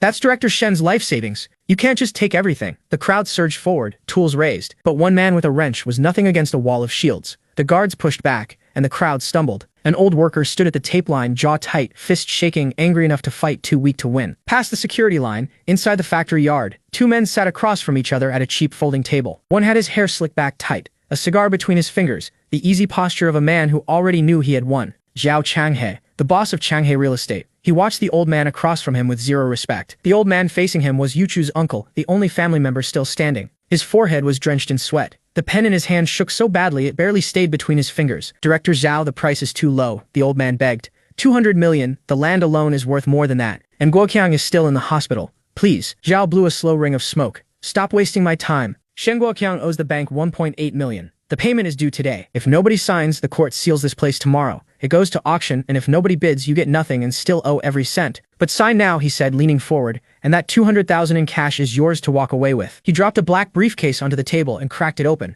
Stacks of red bills packed tight inside. The old man's face crumbled. He had nothing left to fight with. His pen touched the contract. The tip shook, but it started to move. Stop. My voice split through the crowd like a crack of thunder. The workers near the gate spun around, confused. Zhao stood up from the table, frowning toward the noise. Our taxi had barely stopped before we threw the doors open. The 3 of us ran straight for the factory gates, me, Dapang, and Yuchu. The old man's hand froze above the paper. His eyes went wide. Yuchu saw everything. The guards, the yellow tape, the table. Her uncle with a pen in his shaking hand. Uncle, she screamed. What are you doing? This factory is everything Dad built. How can you sell it for 2 million? Zhao stepped out from the warehouse and looked her over slowly. So this is the Shen family's girl. The look in his eyes made something twist in my stomach. Yuchu clutched her collar, trying to steady herself. Good timing, Zhao said with a thin smile. Father's debt, daughter pays. If he can't sign, you can. He waved his hand, and a guard grabbed Yuchu by the arm. They shoved her down onto the table face first. She tried to fight back, but the guard held her there. Let her go. My voice came out so cold I barely recognized it. I walked forward through the crowd, one slow step at a time. Something in my face must have changed because everyone around me went quiet. The workers parted for me without a word, opening a straight path to the gate. Zhao narrowed his eyes. And who are you? He looked me up and down, cheap clothes, no car, just a student.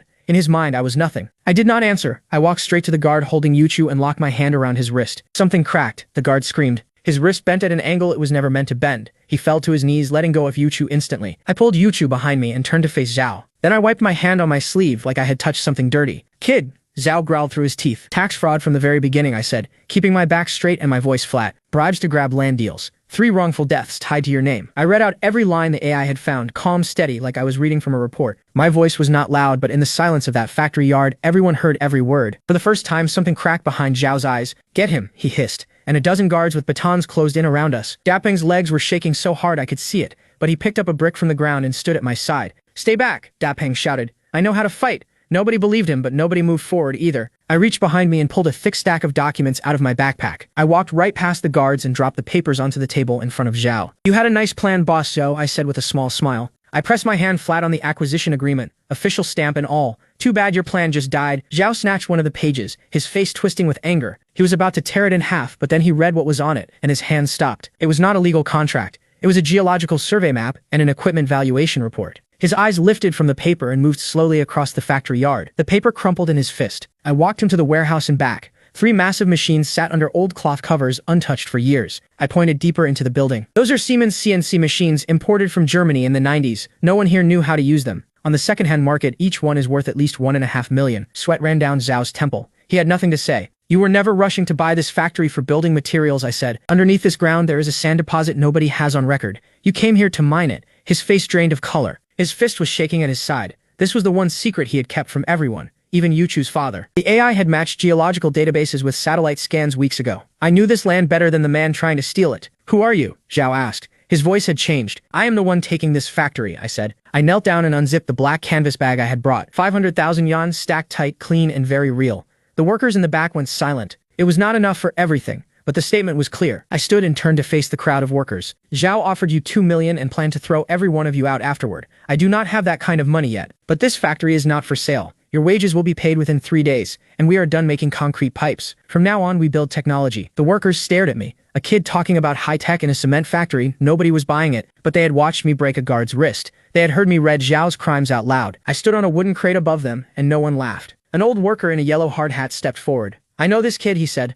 "Director Shen once paid for his schooling. I trust him." That one voice changed everything. The whole crowd shifted, and suddenly Zhao was the outsider. Zhao bit down on his cigar and scanned the faces around him. Every worker stared back at him with the same look. "Get out." A big man with a wrench and a steel pipe took one step toward Zhao's guards. From above, it was clear. Zhao's dozen men stood in the center of a circle made of hundreds of workers. Zhao bent forward, grinding his teeth. He knew what would happen if this turned into a real fight. He crushed his cigar under his shoe. "Fine, you win today." But at the gate, he stopped. "This factory owes the bank 1.8 million, due tomorrow at 5. If you cannot pay, the court will shut this place down for me." He turned and walked toward the cars. I watched Zhao and his men leave through the rusted factory gates without looking back. The moment they were gone, the workers exploded, cheering, shouting, pumping their fists. Yuchu leaned against my arm, her legs barely holding her up. "Lin Fan, 1.8 million plus wages." I turned and looked at the factory under the sunset. Old red bricks, a rusted gate, a faded sign. Everyone else saw a ruin. I saw my first real base. Those 3 German machines combined with the AI's programming ability could build parts that no Chinese factory had ever produced. With my hand on the controls and the AI feeding instructions in real time, the cutting heads could carve metal at a level of precision only foreign factories had ever reached. And from this workshop, China's first true smartphone would be born.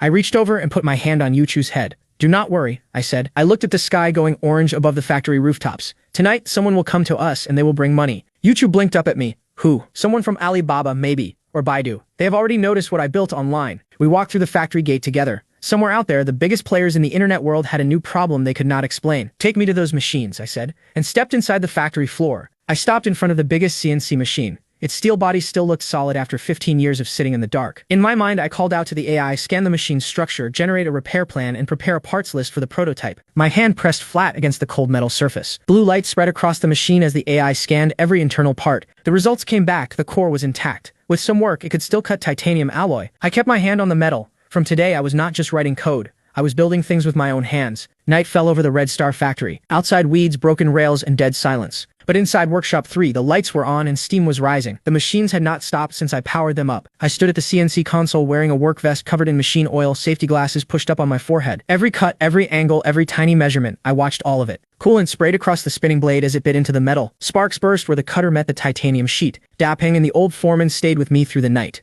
The air was thick with the smell of hot metal. "That is the 5th sheet you have ruined," Dapeng said, eating noodles in the corner. "This stuff costs hundreds per kilogram." He was right. The floor was already piled with failed frames, every one a waste of expensive alloy. I pulled off my glasses and held up the latest piece. Still not accurate enough. The phone frame looked close to perfect, but close was the same as wrong. I measured it with a caliper. off by 5/100ths of a millimeter. If I put this kind of trash onto a phone, the gap between the frame and the screen would be wide enough to slide a bank card through. I need every edge to fit perfectly, one solid piece, no seams. Dapeng rolled his eyes. 5/100ths of a millimeter, and you call it trash? I set the frame back into the machine and started adjusting the settings. Every Nokia on the market right now has a loose plastic shell. That is Nokia. What we are making is art. I tossed the failed frame onto the scrap pile. Again, it was July 2008. On every street corner, people still typed on 9-key phones. The iPhone 3G had just shown up overseas. I read the news at the internet cafe and studied every detail. China had not seen anything like it yet. Nokia still owned the entire market here. Plastic cases, tiny screens, physical keypads, that was the world people lived in. The phone I was building, the Kidian 1, would be years ahead of all of them. Full metal frame. A touchscreen with no keyboard. A design that did not exist anywhere on Earth yet. Yuchu had been working in the lab, testing touch display solutions the AI had designed. No buttons at all, just glass you touch with your finger. But making it real needed money, and money was something I was running out of. 500,000 was long gone. Even the money I had squeezed out of Erhu was down to nothing. These machines ate money like fire eats paper. Cutting tools, titanium sheets, coolant, every single day burned through tens of thousands. Yuchu had taken over the account books. I heard her pen stop moving. She looked up from the ledger with worried eyes. At some point she had become the factory's bookkeeper. No one asked her to, she just did it. At this rate, she said, we have to stop everything by tomorrow afternoon. There is only 20,000 left, and the workers' wages still have not been paid. I wiped the oil off my hands with a rag and looked out the window. Do not panic, I said. The tool for making money had been sitting right in front of me this whole time. I walked to the desk in the corner of the workshop where a row of computers tracked Lingxi's back-end data, 8 million daily active users, and the revenue line read exactly 0. I had kept it that way on purpose. No ads, no paid services, not a single yuan collected. I sat down and placed my fingers on the keyboard. Activate the Hive algorithm, I said. The phone screen lit up. Command confirmed loading personalized recommendation engine version 1. In 2008, the internet was a place where people had to search for everything themselves. If you wanted news, you went to a big website like Sina or Soho and dug through hundreds of links to find what you wanted. If you wanted forum posts, you went to Tinya and scrolled through pages all night. Tonight we push a new version of Lingxi, I said. Dapeng walked over to watch. I typed code while I talked. We are adding a new feature called Candian. Candian? Dapeng frowned. Is that like a news page? The corner of my mouth lifted. Not exactly. It shows you whatever you want to see. Dapeng looked confused. What I was building that night was the first version of a recommendation system that would one day change how the entire world read the internet. The technology of 2008 could not match what I remembered from 16 years ahead, but the AI could already read the keywords in every Lingxi conversation and understand what each user cared about. Say a user spent every day talking to his friends about basketball on Lingxi. The next time he opened the app, a headline about Kobe scoring 40 points would be waiting for him. He would click it, read the whole thing, and the system would learn even more about what he liked. Or say a girl spent her nights chatting about heartbreak and bad relationships. Her feed would fill up with articles like 3 types of men you should never date and late-night thoughts about the one who left. Every user would end up trapped inside their own little world of content, seeing only what they already liked. In the future, people would call this the information bubble. In 2008, nobody had even imagined it. I pressed enter and leaned back. The update was live. In Beijing's Zhongguancun Tech District, a glass tower held the offices of one of China's biggest news websites. Inside, a man named Editor Zhang sat at his desk, reviewing articles for a special Olympics feature. His screen exploded with messages, pop-ups stacking on top of each other, all from his tech team. Boss, something is wrong. Our mobile traffic is crashing. Editor Zhang typed back fast. Crashing? How is that possible? The Olympics are coming. Everyone is reading news right now. The tech lead's reply came seconds later. It is real. Since 8 p.m., our mobile traffic dropped by 1/3, and users are not staying as long either. Editor Zhang's face went stiff. He typed back one order, find out where the traffic went. Half an hour later, the tech lead sent a screenshot. Zhang opened it on his computer. It showed a phone app called Lingxi, clean, simple, mostly a chat tool. But inside it was a new tab called Candian, and the headlines were impossible to ignore. The 2008 housing crash, secrets revealed. Exclusive photos you were not supposed to see. Zhang leaned forward and studied the headlines one by one. Then he sat back and crossed his arms. Cheap garbage, he thought. This kind of trash can steal our users, he said out loud. But he was curious. He picked up his own phone and opened Lingxi. He tapped an article about stock market secrets just to test it. When he finished, his finger slid down the screen without him thinking about it. A new article appeared, 3 signs the big players are shaking the market. Then another, how small investors can protect themselves in a crash. Zhang pulled the phone away from his face. How does this thing know I lost money in stocks? The swipe to refresh felt addictive. Every new screen was a surprise, like pulling a prize from a box. You never knew what would come next, and somehow every article felt chosen just for you. Without realizing it, Editor Zhang had been sitting in his high-rise office, staring at a tiny 2-inch phone screen for over 2 hours. The phone burned hot in his hands. The screen dimmed, battery almost dead. He set the phone down and stared at nothing. He had never seen a product like it. It never asked you to search or choose. It just kept feeding you exactly what you wanted, one article after another, until you could not put it down. The age of news websites is finished, Zhang whispered to the empty room. Back at the Red Star factory, the numbers came in faster than I expected. Dapeng was glued to the back-end monitors, barely able to sit still. The numbers are insane, Dapeng said. Completely insane. He spun his chair toward me. Fanji, average time per user jumped from 15 minutes to 45. On top of that, the phone line for advertiser questions had not stopped ringing since morning. I had built a simple rule: for every 10 articles a user scrolled past, one ad would appear in the feed. Not the old-style banner ads that everyone hated and ignored. These ads looked like regular content and the purchase rate was enormous. What is the current ad price? I asked. 5 yuan per 1,000 views, Dapeng said. And it is already going up. I did the math in my head. 8 million users, each refreshing about 20 times. That was 160 million ad views per day. Even if only half of those loaded an ad, the daily revenue came to about 1.6 million yuan. Yuchu's voice shook when she read the number on the calculator. She held it in both hands and looked up, as if the number could not be real. 1 month of this is 50 million, she whispered. 50 million a month from an app that was earning 0 just yesterday. I looked across the table at Yuchu. The money problem that kept us up last night was gone. No more saving on materials, I told her. Order the best 5-axis machines available. Run them 24 hours a day. And rent the abandoned warehouse next door, I added. The old foreman was already listening from the doorway. Yuchu wrote it all down without pausing. We need to build a dust-free assembly room. She looked up at me and something in her eyes was different. I could see it. That look used to be simple trust. Now it was something more. She stood up and faced me. Lin Fan, how much is inside your head? Seriously, Yuchu said. What are you carrying around in there? I smiled and tapped the side of my head. Then I pointed at the phone in my pocket. The future. The moment the word left my mouth, the phone in my pocket shook hard. Not a call, not a message. It was a sharp pounding alarm, the kind that means something is very wrong. I pulled it out fast. The foreman behind me saw my face change in an instant. The screen was covered in red warning icons. Core power module voltage failure. Battery health dropping fast down to 15%. The charging cable had done permanent damage. It was not made for this phone. Disconnect power immediately, the screen demanded. My hands froze over the blueprints on the desk. This phone was not just a phone, it was the AI.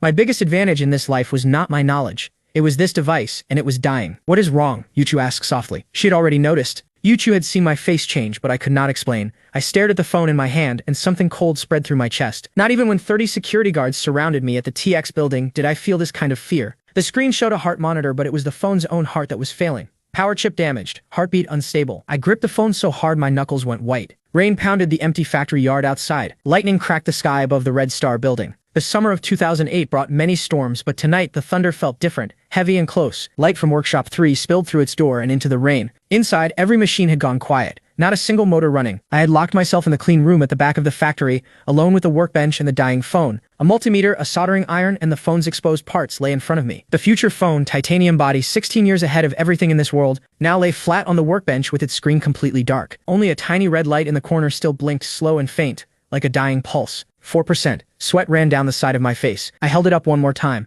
2 words on the screen, cannot charge. This was a 2024 prototype. Its battery used technology that would not be invented for another 16 years. And every charger I had used in 2008, no matter how much I modified it, was still sending power that this phone saw as poison. The error flashed again. Months of wrong voltage and mismatched signals had finally burned out the chip that controlled all power inside. Now it refused to accept anything. In a few minutes, it would shut down forever. The AI's face on the screen already looked weak, almost sad. Once the phone died, the AI could lose its memory and never start again. The door behind me opened and the foreman stepped in. All the operating system code, the stock charts, every technical drawing I had stored would be locked forever inside a dead piece of metal. I bent over the laptop, searching for any way in. I slammed my fist on the desk. Damn it. I had put everything on this phone. I had trusted it completely. I thought I was in control. But my greatest weapon had always been a future tool running on borrowed power. And the power was about to run out. Then the door opened again, and Yuchu walked in. She was carrying a heavy black toolbox in both hands. Stay out, I snapped. I grabbed the phone and stepped back. I held it against my chest. The AI's faint eyes glowed through my fingers, but Yuchu did not flinch. She closed the door and walked straight to the bench. You are shaking, Lin Fan, she said quietly. She reached over and placed her hand on mine, the one holding the soldering iron. Her fingers were cool and steady. Something in her touch pulled me back from the edge. The foreman stood by the door, watching us both. I took a long breath and set everything down on the table. It is finished, I said. The power chip is burned. The battery is locked. Nothing from this era can fix it. When the last drop of power ran out, everything I had built would end with it. Yuchu picked up the phone carefully and turned it over in her hands. The screen showed a hologram of the phone's own circuits. She did not know where it came from, but she could see it was far beyond this time. If it runs on circuits, it still follows physics, she said. Do not rush. Let me look. Her voice was calm and sharp. She laid the phone down and picked up a probe. She pointed at the circuit display, tracing connections with the tip of her tool. Precision instruments lined the table. I stared at her. Something shifted in my head, and without thinking, I stepped aside. Yuchu pulled on anti-static gloves. Her eyes narrowed with total focus. She pressed test probes gently against the phone's ports, careful and exact. The foreman and I watched from behind. Her hands moved with the confidence of someone twice her age. She connected the phone to her monitoring equipment. The voltage jumps are extreme, she said. Internal resistance is way too high. Data filled the screen, wave patterns, numbers, error codes. It is blocking all outside current, she said, because it thinks every power source will damage it. This is a safety lock. It shut itself down to survive. That hit me. She was right, and I had been too scared to see it. The screen flashed red. Software locked. The AI's face was trapped behind the warning. Yuchu looked up at me. Then we trick it. If it thinks normal power is dirty, she said, then we build it a clean signal, a pure wave that looks exactly like its original charger. She pointed at the messy pattern on the screen. Like feeding a baby, she explained. You cannot give it raw food, you have to soften it first. I looked at her across the table. You mean we copy the original charging signal? I can do it, I said. The plan was already forming in my head. Yuchu started pulling parts from her toolbox, tiny electronic components she had been collecting from her school's physics lab. We sat side by side. She handled the hardware, I handled the software. We barely needed to talk. You write the code, she said. Try to unlock the power chip through the software. I pulled the laptop close and typed as fast as I could, line after line of commands trying to force a door open. Meanwhile, she was building a temporary power supply and an outside heart for a dying machine, her eyes locked on the board. Nothing else in the room existed for her. We have about 5 minutes, she said, glancing at the battery. The red icon was still dropping, 3%. Every second felt like a countdown to nothing. I plugged the phone into the laptop with a data cable. The screen flickered. The data line still worked. A black command window opened on my screen. We still had a path into the system. I typed the first command, connect PMIC debug port. The reply came back in red, access denied. I tried another route and another. Every single path was blocked. Wake up, I whispered to the phone. Open the door for me. The screen flickered once, barely. The AI was still alive in there, fighting. The display read, system protection active. Behind me, Yuchu was soldering at full speed, safety glasses on, bent over the circuit board. The tip of the iron touched a joint, and a thin line of smoke rose under the lamp. Sweat covered her forehead and loose hair stuck to her face, but she did not stop for even half a second. The foreman leaned in. If I were this battery, I would need a 120 Hz pulse signal to wake up. He placed the last small parts onto the board with steady hands while Yuchu guided the wires. The signal monitor showed the wave pattern, getting cleaner but still not clean enough. Bigger filter, Yuchu called out. Is it ready? I asked. My fingers were almost burning across the keyboard. I am trying to break through the boot area now, I told her. 10 more seconds, she answered. Her hands had not shaken once this entire time. She pressed the last wire onto the capacitor and held it until the solder cooled. The finished circuit board was ugly, wires running everywhere, parts packed so tight it looked like a web of electronics. At its center sat one tiny crystal that Yuchu had pulled from a broken old motherboard. Now, Yuchu called out. I pushed 2 test probes straight into the phone's charging port, right into the contact points. 1%. The screen went dark for a moment, then came back. 1 more second, and this phone would be gone forever. Yuchu took a breath and pressed the red button on her homemade board. I stared at the computer screen and did not blink. The voltage line, flat and dead for the last 30 seconds, twitched. Then it spiked. One sharp pulse shot up from the bottom of the graph like a heartbeat returning on a hospital monitor. Words appeared on the phone screen. Compatible power detected. Handshake complete. Protocol matched. Blue light glowed around the charging port. Power was flowing in. The battery icon still sat red and dim on the dark screen. But next to it, a small green lightning bolt appeared, faint but real. The phone was charging. On the other side of the glass, Dapeng had been watching the whole time, his face pressed flat against the window. He was grinning and slapping both hands on the glass. Inside the room, the phone already read 15% and climbing. Every last bit of strength had left me. I dropped into the chair and just sat there, breathing hard. I looked over at Yuchu. Black grease was smeared across her cheek, and sweat still shone on her nose. She looked like she had fought a war, dirty, exhausted, still wearing those work gloves. To me, she had never looked better. Thank you, I said. Yuchu pulled off her gloves and breathed out slowly, her shoulders finally dropping. Then she smiled, weak, tired, but completely real. Looks like your future still can't survive without this caveman's physics, she said. I stood up before I even decided to. She looked up at me, surprised. I pulled her in. She went stiff for half a second but did not push me away. She rested her head against my shoulder, and we stayed like that. Outside the window, the thunder was moving away and the rain was getting softer. But the relief was short. I turned back to the workstation. The battery won't last, I said. This only bought us time. We had to move fast. The phone was alive now, but its body was dying. We need to take the AI out of this phone, I said, pointing at the holographic display, and move it into hardware we build ourselves. The phone had become a prison. The AI was trapped inside a machine that was falling apart. I want to move the AI's mind onto our own servers, I told her, onto the Singularity 1. Yuchu stared at me, the hologram glowing between us in the dark. But to do that, we needed far stronger chips and far more computing power than anything we had. I walked to the window and looked out at the dark city. It was time to meet the real players, TSMC, ASML, the companies that controlled the future of chips. I was going to build a 28nm chip in 2008. Anyone who heard that plan would call me insane. Right now, the best chips in the world still ran on 45 or 65 nanometers. I was trying to skip 15 years ahead for the AI, and so this country would never be controlled by someone else's technology again. Then the phone glowed in my hand. The AI's first message after waking up was not a hello. It was a red alert. Google's Android team had been secretly meeting with Mazu and the Xiaomi CEO. Android 1.0 was about to launch ahead of schedule. The mobile internet war was starting 2 years early. I read it twice to make sure. Then I smiled. So they want to move early. Dapeng, I said. Tell Workshop 2 tonight nobody sleeps. Tomorrow morning I want the first Singularity 1 ready for a power-on test. I stood at the edge of the testing floor and watched the team take their positions. The foreman grabbed his radio and started passing orders down the line. July 15, 2008.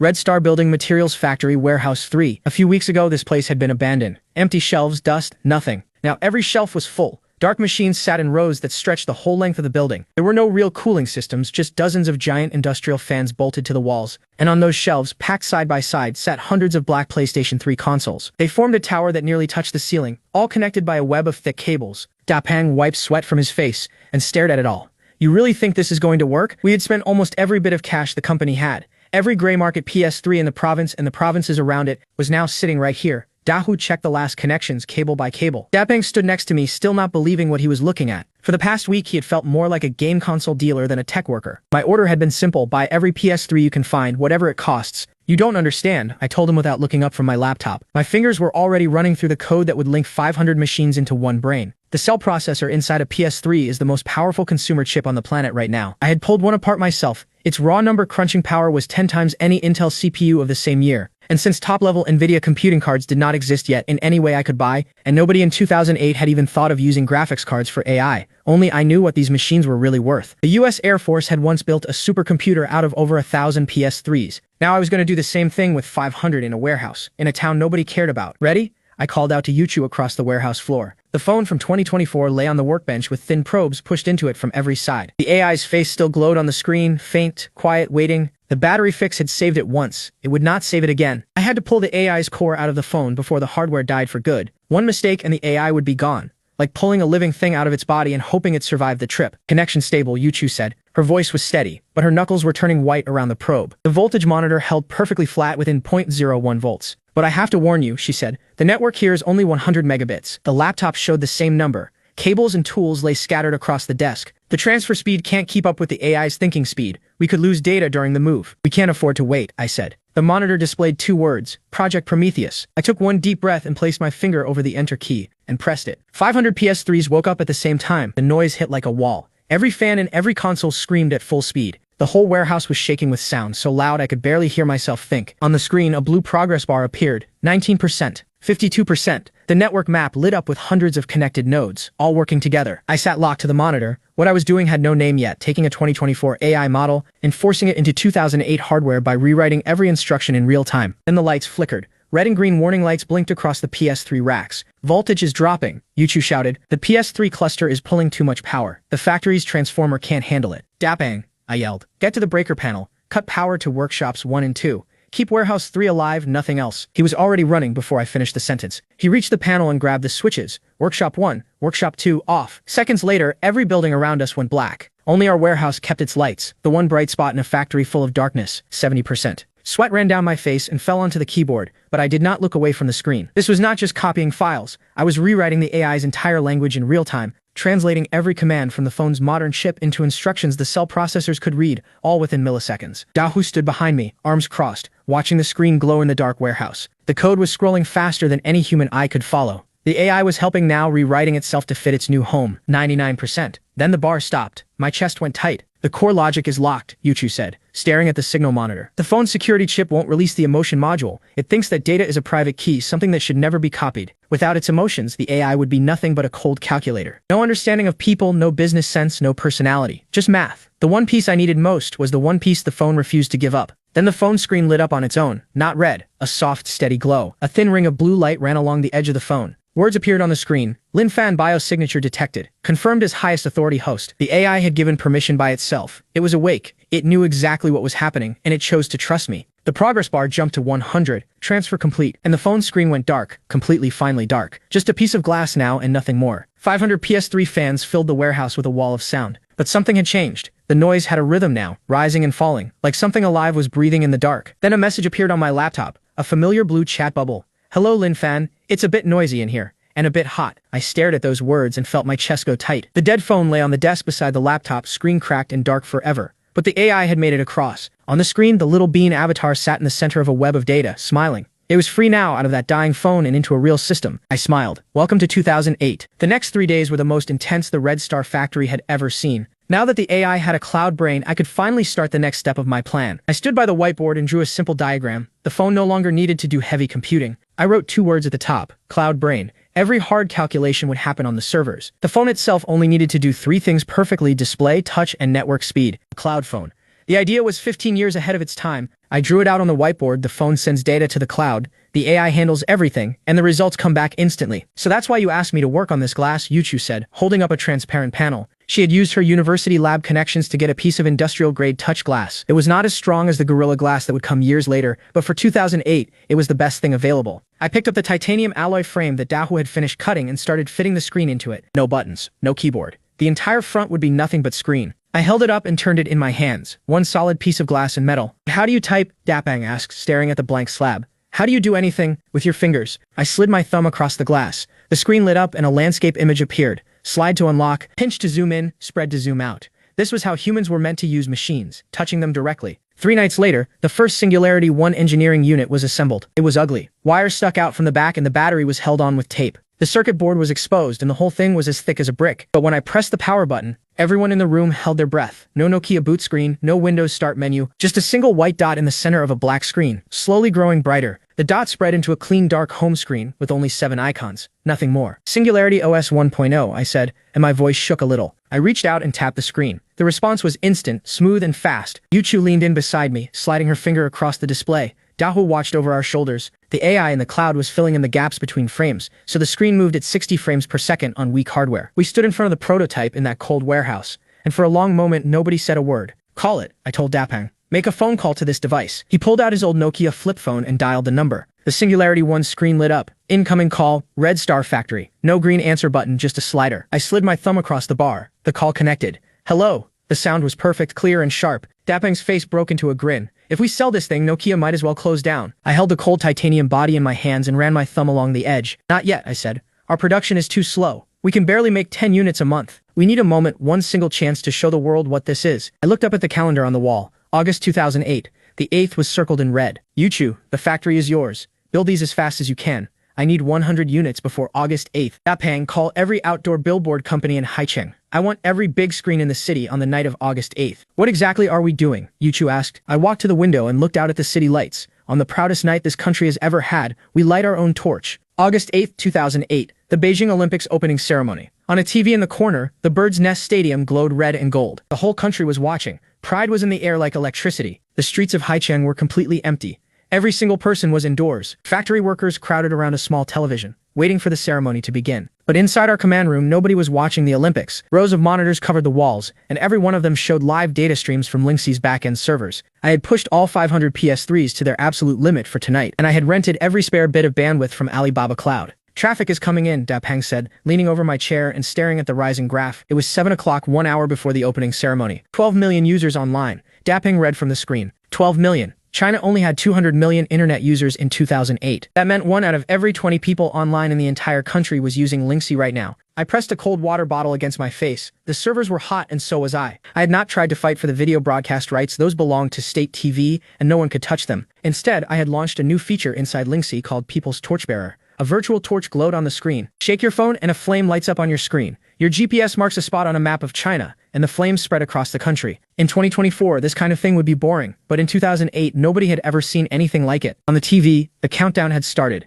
18 seconds. The stadium drums were pounding. Has Tencent made their move yet? I asked. One of the technicians monitoring competitor activity shouted from across the room. They just did. QQ pushed a full pop-up to every user. A light up your icon event. It's exactly the same as ours. And they blocked our sharing links inside their chat groups. On the screen, every Lingxi link shared inside QQ was marked as blocked. They had cut us off completely. I knew they would try this. Activate the Trojan horse. Weeks ago, we had planted a small driver inside the chat accelerator that millions of users had already installed on their computers. This time it did not steal traffic. It quietly changed one line in the browser settings, the user agent string. So when a QQ user clicked on Tencent's Olympic pop-up window, their browser would start loading and then redirect somewhere unexpected. A page called Lingxi Olympics Cheer Station appeared on their screen instead. Dapang leaned back at the console and laughed. Wang Laowu was probably smashing his computer right now. His whole face was one big satisfied grin. At exactly 8 o'clock, giant footprint-shaped fireworks lit up the sky above Beijing on the TV. The ceremony had begun. I tapped the button on the Singularity one. Now, the Shake to Interact signal went out to every Lingxi user in the country. 15 million phones buzzed at the same time. In living rooms, a father looked down at his phone and showed his wife the golden text on the screen. On the streets, people were already shaking their phones, laughing and showing each other.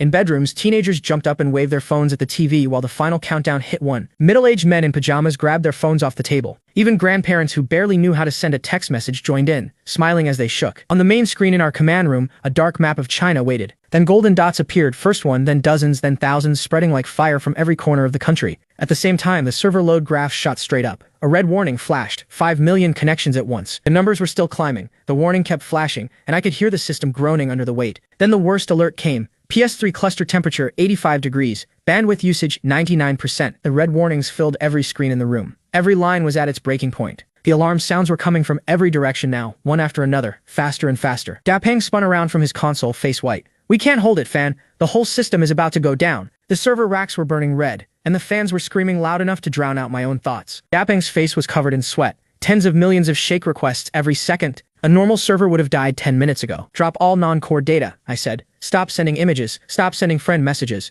Put every bit of power into keeping the connections alive. The system obeyed, dynamic downgrade running, image loading blocked, local cache taking over. I ran into the server room and the heat hit me like a wall. Bring me ice, I shouted at the workers, and they came running with heavy crates. Giant blocks of ice, the kind used to keep seafood fresh, carried right up to the glowing racks. The workers stacked them next to the machines, close enough that the metal hissed on contact. Someone dragged in industrial fans and pointed them straight at the ice. Cold mist filled the warehouse floor, the most basic, most stupid cooling system ever built. But it worked. The temperature held at 90.7 degrees right on the edge, refusing to climb higher. On the TV mounted above us, the torchbearer ran across the top of the Bird's Nest Stadium. And on our screen, the digital fire trail reached Beijing at the exact same moment. The whole map of China was burning gold. A message appeared on every user's phone. You are the 13,452,101st torchbearer lighting up China. Lingxi is with you. Dapeng sank into his chair so deep I thought he would melt into it. The servers held. The room exploded. Everyone was on their feet. Dahu, Yuchu, the technicians, all of them shouting at once. Yuchu grabbed me and pressed her face into my chest. She was crying. Someone threw a keyboard into the air and nobody even cared where it landed. I leaned against the wall, soaked from head to toe. Behind me, the final number glowed on the main screen, 18 million. 18 million daily active users. 6 million connected at the same time. Sweat dripped down my face, but I could not stop looking at that number. This little company born inside an old factory had just reached 1/10 of China's entire internet. After tonight, Lingxi would not be a small app anymore. It would be something nobody could ignore. And Tencent could try to block us again, but it was too late. We were too big to kill. I wiped my face with my sleeve and pushed off the wall. I walked out of the command room and left the noise behind. I climbed the old iron ladder to the factory roof. Fireworks were popping across the city sky. Someone was already up there, a white dress, a beer in her hand, the night wind pulling at her skirt. Yuchu. She stood at the edge of the roof, looking out over the water. She heard me coming and turned around. Without a word, she held out a cold can. Your digital torch worked, she said, smiling as she handed me a beer. I took a long drink. The cold went straight through me and washed everything away. The heat, the fear, all of it. I stepped closer and took her hand. Not my torch, I said. Ours. I looked out at the city lights below, thousands of windows glowing warm in the dark. The Red Star factory sign hummed red above us. We stood there, side by side, and the moment did not need any more words. After everything, the debt, the near bankruptcy, the war with Tencent, and tonight's madness, we were still standing. Lin Fan, Yuchu said quietly. I turned to look at her. You said you wanted to use technology to change the world. She looked straight at me and the fireworks lit up something soft in her eyes. So did you change my world? I paused, the beer still cold in my other hand. The last time I looked into those eyes, they were full of tears and hopelessness. Now they held fireworks in the faint shape of my reflection. I set the bottle down and reached for her hand.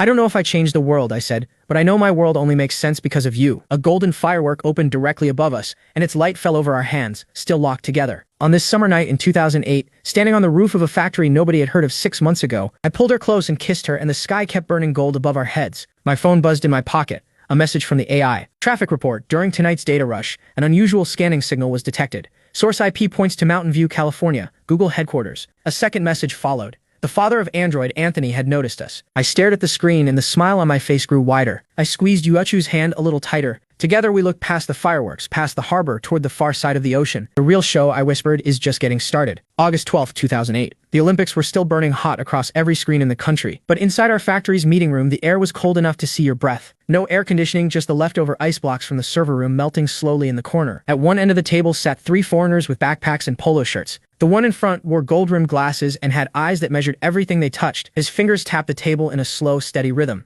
Anthony, the father of Android. Right now, he was not the man Google would one day push out. He was the man who held Android in his fist and planned to reshape the world with it. I sat across from him with Dahu standing behind me like a guard dog. In my hand was the Singularity 1, still ugly, still wrapped in tape, still the only phone of its kind on the planet. I leaned back in my chair like I had all day. No rush. Anthony opened with 2 words of bad Chinese, then switched to smooth English. We tracked your app. Lingxi, is it? His blue eyes sharpened behind the gold frames. He pointed at the phone on the table showing the Soulink logo. In one night it called millions of low-level hardware functions. And the logic behind those calls looks very much like our unreleased Android 1.0. We suspect you stole Google's code. The translator beside him opened his mouth to repeat it in Chinese. I waved him off and answered in English. Clean California English, no accent. Mr. Anthony, you should be careful with that kind of talk. I turned my laptop around and pushed it toward him. The code is right here. Check every line. If a single line matches your Android, I will eat this prototype. Anthony blinked. He had not expected perfect English from a Chinese teenager, or this much nerve. Then how did you do it? He asked, pointing at the prototype. We used the best HTC hardware in our lab and barely got a touchscreen working. I smiled and slid the engineering prototype across the table toward him. Try it yourself. Anthony paused for a second, then reached for the device, a boxy, taped-together thing that looked like it belonged in a recycling bin. His fingers touched the screen. One swipe. The unlock animation flowed like water, and the home screen icon spread open without a single stutter. His pupils shrank. I watched it happen in real time. He kept swiping, tapping, scrolling, faster and faster. Even the iPhone 3G could not move like this, and he knew it. He opened Lingxi and tapped the voice input button, then leaned close to the microphone. Hello Google, he said. Half a second later the words appeared on screen, perfectly recognized. Then the phone automatically opened a map and dropped a pin right on Google's headquarters. The tech lead next to Anthony grabbed the phone out of his hands. Impossible. This CPU is 2 years old. He pulled up the system specs, ARM11 400 MHz. A chip that old had no business running voice recognition at all. That's because this phone is just a screen, I said. Anthony's eyes locked onto mine. The real brain, he repeated slowly. I pointed upward. Is in my servers. Every heavy task runs in the cloud. The phone just shows the result. The phone's glow reflected in Anthony's glasses, and for the first time since he sat down, the confidence left his face. What had been quiet disrespect in his eyes turned into something else entirely, the look of a man who just realized he was behind. He had heard people talk about cloud phones in Silicon Valley coffee shops. Everyone agreed it was at least 10 years away, and here it was running on junk hardware in a Chinese factory. Anthony took a slow breath. Name your price. Google is willing to buy your team and your technology. $10 million, plus an L5 engineer position at Google headquarters for you personally. $10 million. In 2008, that was nearly 70 million yuan. Dapeng's eyes looked ready to fall out of his head. Under the table, his foot kicked mine so hard I almost flinched. I picked up the half-finished cola and shook my head. Mr. Anthony, you misunderstand, I said. I'm not here looking for a job, and I'm not here to sell my team or my technology. I reached into my bag and pulled out a document, a cross-licensing agreement, prepared by the AI. I want full root-level access to Android in the Chinese market. And when Google search leaves China, I want the right to replace Android's default search engine. Anthony looked at me the way you look at someone who has lost their mind. Do you even know what you're saying, he said. Google leave China? That's impossible. I smiled and said nothing. I knew exactly where history was going. I just couldn't explain why. Think of it as a bet, I said, pointing at the agreement on the table. If Google is still in China 2 years from now, this paper means nothing. It dies on its own. But if they leave, I get the market. And in exchange, I turned the laptop toward him, showing the Cloud Touch optimization system. I'll license this to Android. It will close the speed gap with iOS. Anthony went quiet. He was crazy about technology, and he knew exactly how much this system was worth. He looked down at the Android phone in his hands. The thing could barely scroll without freezing. 10 minutes later, he signed. We shook hands. He still thought Google leaving China was a joke, but the algorithm was too good to refuse. You're a gambler, Anthony said, putting his pen away. We'll be watching from Google. Hope you don't go broke too fast. After the Google team left, Dapeng dropped into his chair like his bones had turned to water. Fan, do you really think Google will leave? I looked out the window. The Google truck was already pulling away. Some things nobody can stop. Then Yuchu walked in, carrying a tray covered in red cloth. Done, I said. She pulled the cloth aside. 2 devices sat on the tray, one black and smooth, the other cold silver with sharp edges. I followed the formula you gave me, Yuchu said. She held up a sheet of glass. We fired it in the factory kiln for 7 days and 7 nights. She was tired, but her smile was real. Hardness reached 6.5. Light passes through at 98%. She pressed a metal pen tip against the glass to prove it. Not a scratch. On the table lay the titanium alloy frame. The antenna signal problem was solved. I picked up the new body. Cold metal, tight fit. Every part locked in place. This was the final form of the Singularity 1. I held it above my head toward the light. With this, we're not a small code shop anymore. We're a hardware company. But Yuchu's expression shifted. The production yield is only 10%. And Shanghai is making moves again, she said, looking down at the reports on the desk. Something cold settled behind my eyes the moment I heard that name. He reported the Red Star factory for environmental violations, Yuchu explained. He's working with the business bureau to shut down our production line, and he bribed our raw material suppliers. They cut off our titanium alloy supply completely. The room went silent. I leaned back in my chair. Environmental shutdown, supply line cut, Shanghai was attacking from every side. But then I let myself smile. If this had been my first day back in this life, maybe I would have been scared. Not now. I had 18 million daily users, a deal with Google, and technology that hadn't been invented yet. Dahu watched me from across the table, waiting for a decision. Destroying Shanghai, I said quietly, is easier than stepping on an ant. My phone lit up.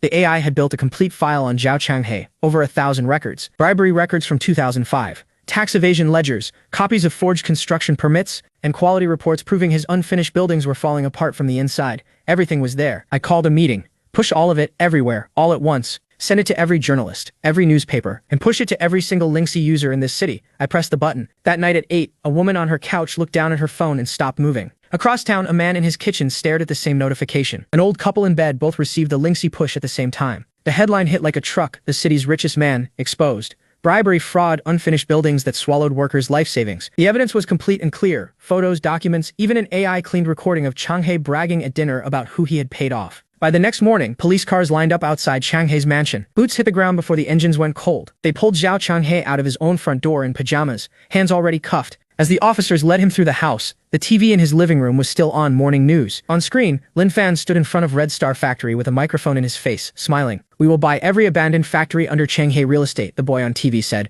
"and turn them into the Singularity Tech Park. The workers can go back to work." Changhe stared at the screen. His name was gone, his buildings were gone, and the boy who took them was smiling. His legs gave out. He sank into the couch and stayed there, staring at nothing. He never understood what he had picked a fight with. 1 month later, September 2008, the Singularity 1 entered mass production at Red Star Factory. The old chimneys no longer blew black smoke. Inside, robotic arms moved under clean white light along a modern assembly line. I stood on the second-floor walkway, looking down at the factory below. Phones were taking shape one by one, assembled by machines I had designed in my head months ago. "Fan, the first batch is only 50,000 units, Dapang said, checking his clipboard. "People online are calling us a slideshow phone, all talk, nothing real. 50,000. That's what the production sheet said, printed in red. Will 50,000 even sell?" Dapang asked, gripping the paper with both hands. I looked at him. 50,000 won't last 5 seconds. "By the way, did you book the launch venue?" Dapang clapped his hands together. "Beijing 798 Art District. The biggest tank hall they have." "Good." Yuchu was on the factory floor nearby, phone in one hand, blue glove on the other. "Yuchu," I said. On the day of the launch, she looked up, surprised. "Me? Why would I go on stage?" she said. "I don't know anything about business." I held up the phone. "You don't know business, but you know this. You built it. You're the chief hardware engineer. You're its mother." I stepped closer and brushed the loose hair from her face. "I want the whole world to see who stands beside me." Her eyes went wide. She didn't answer right away. Her face was burning red. But she didn't refuse. She just closed her eyes and nodded, once. Outside the window, autumn leaves drifted past the glass. The summer of 2008 was ending, but the age of singularity was only beginning. The calendar on the wall already showed October. October 1st, 2008, National Day. Beijing, 798 Art District.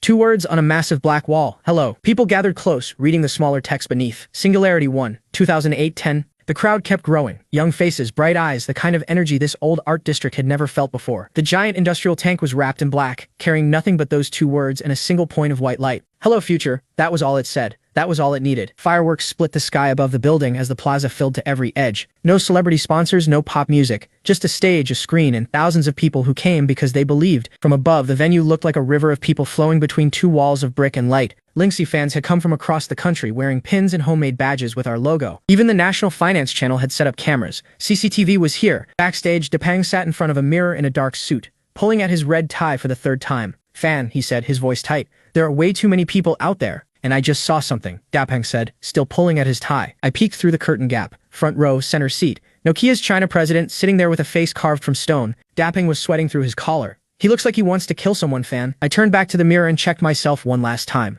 I looked ready. More importantly, I felt ready. The person in the reflection was calm, maybe too calm for what was about to happen. Thousands of people were making noise outside, but none of it reached me. Backstage, the demo equipment was getting its final check. Yuchu had insisted on testing every machine herself. She said she would not relax until she did. I smiled. Time to give the world something to remember. I fixed my collar and headed for the stage. The lights dropped. The entire hall fell silent in one breath. Thousands of faces in the dark, all pointed at the same spot. A single blue dot appeared on the giant screen. It started spinning, splitting apart, growing into something alive. A ring of blue light formed and a gentle voice filled the hall. "Hello, I am AI." The crowd held its breath, not a recording, but a voice generated live. A spotlight hit the center of the stage, and I walked toward it. No small talk, no warm-up. I raised the microphone. Why would anyone want to go back to the past? My voice carried through every corner of the hall. Because we are not happy with today. We are tired of keyboards eating half the screen. We are tired of watching companies across the ocean decide what our future looks like. I reached into my pocket. The Singularity 1 lit up in my hand. Slide to unlock. Full touchscreen. No keyboard. I held it up for everyone to see. Today, we reinvent the phone. The next hour was mine.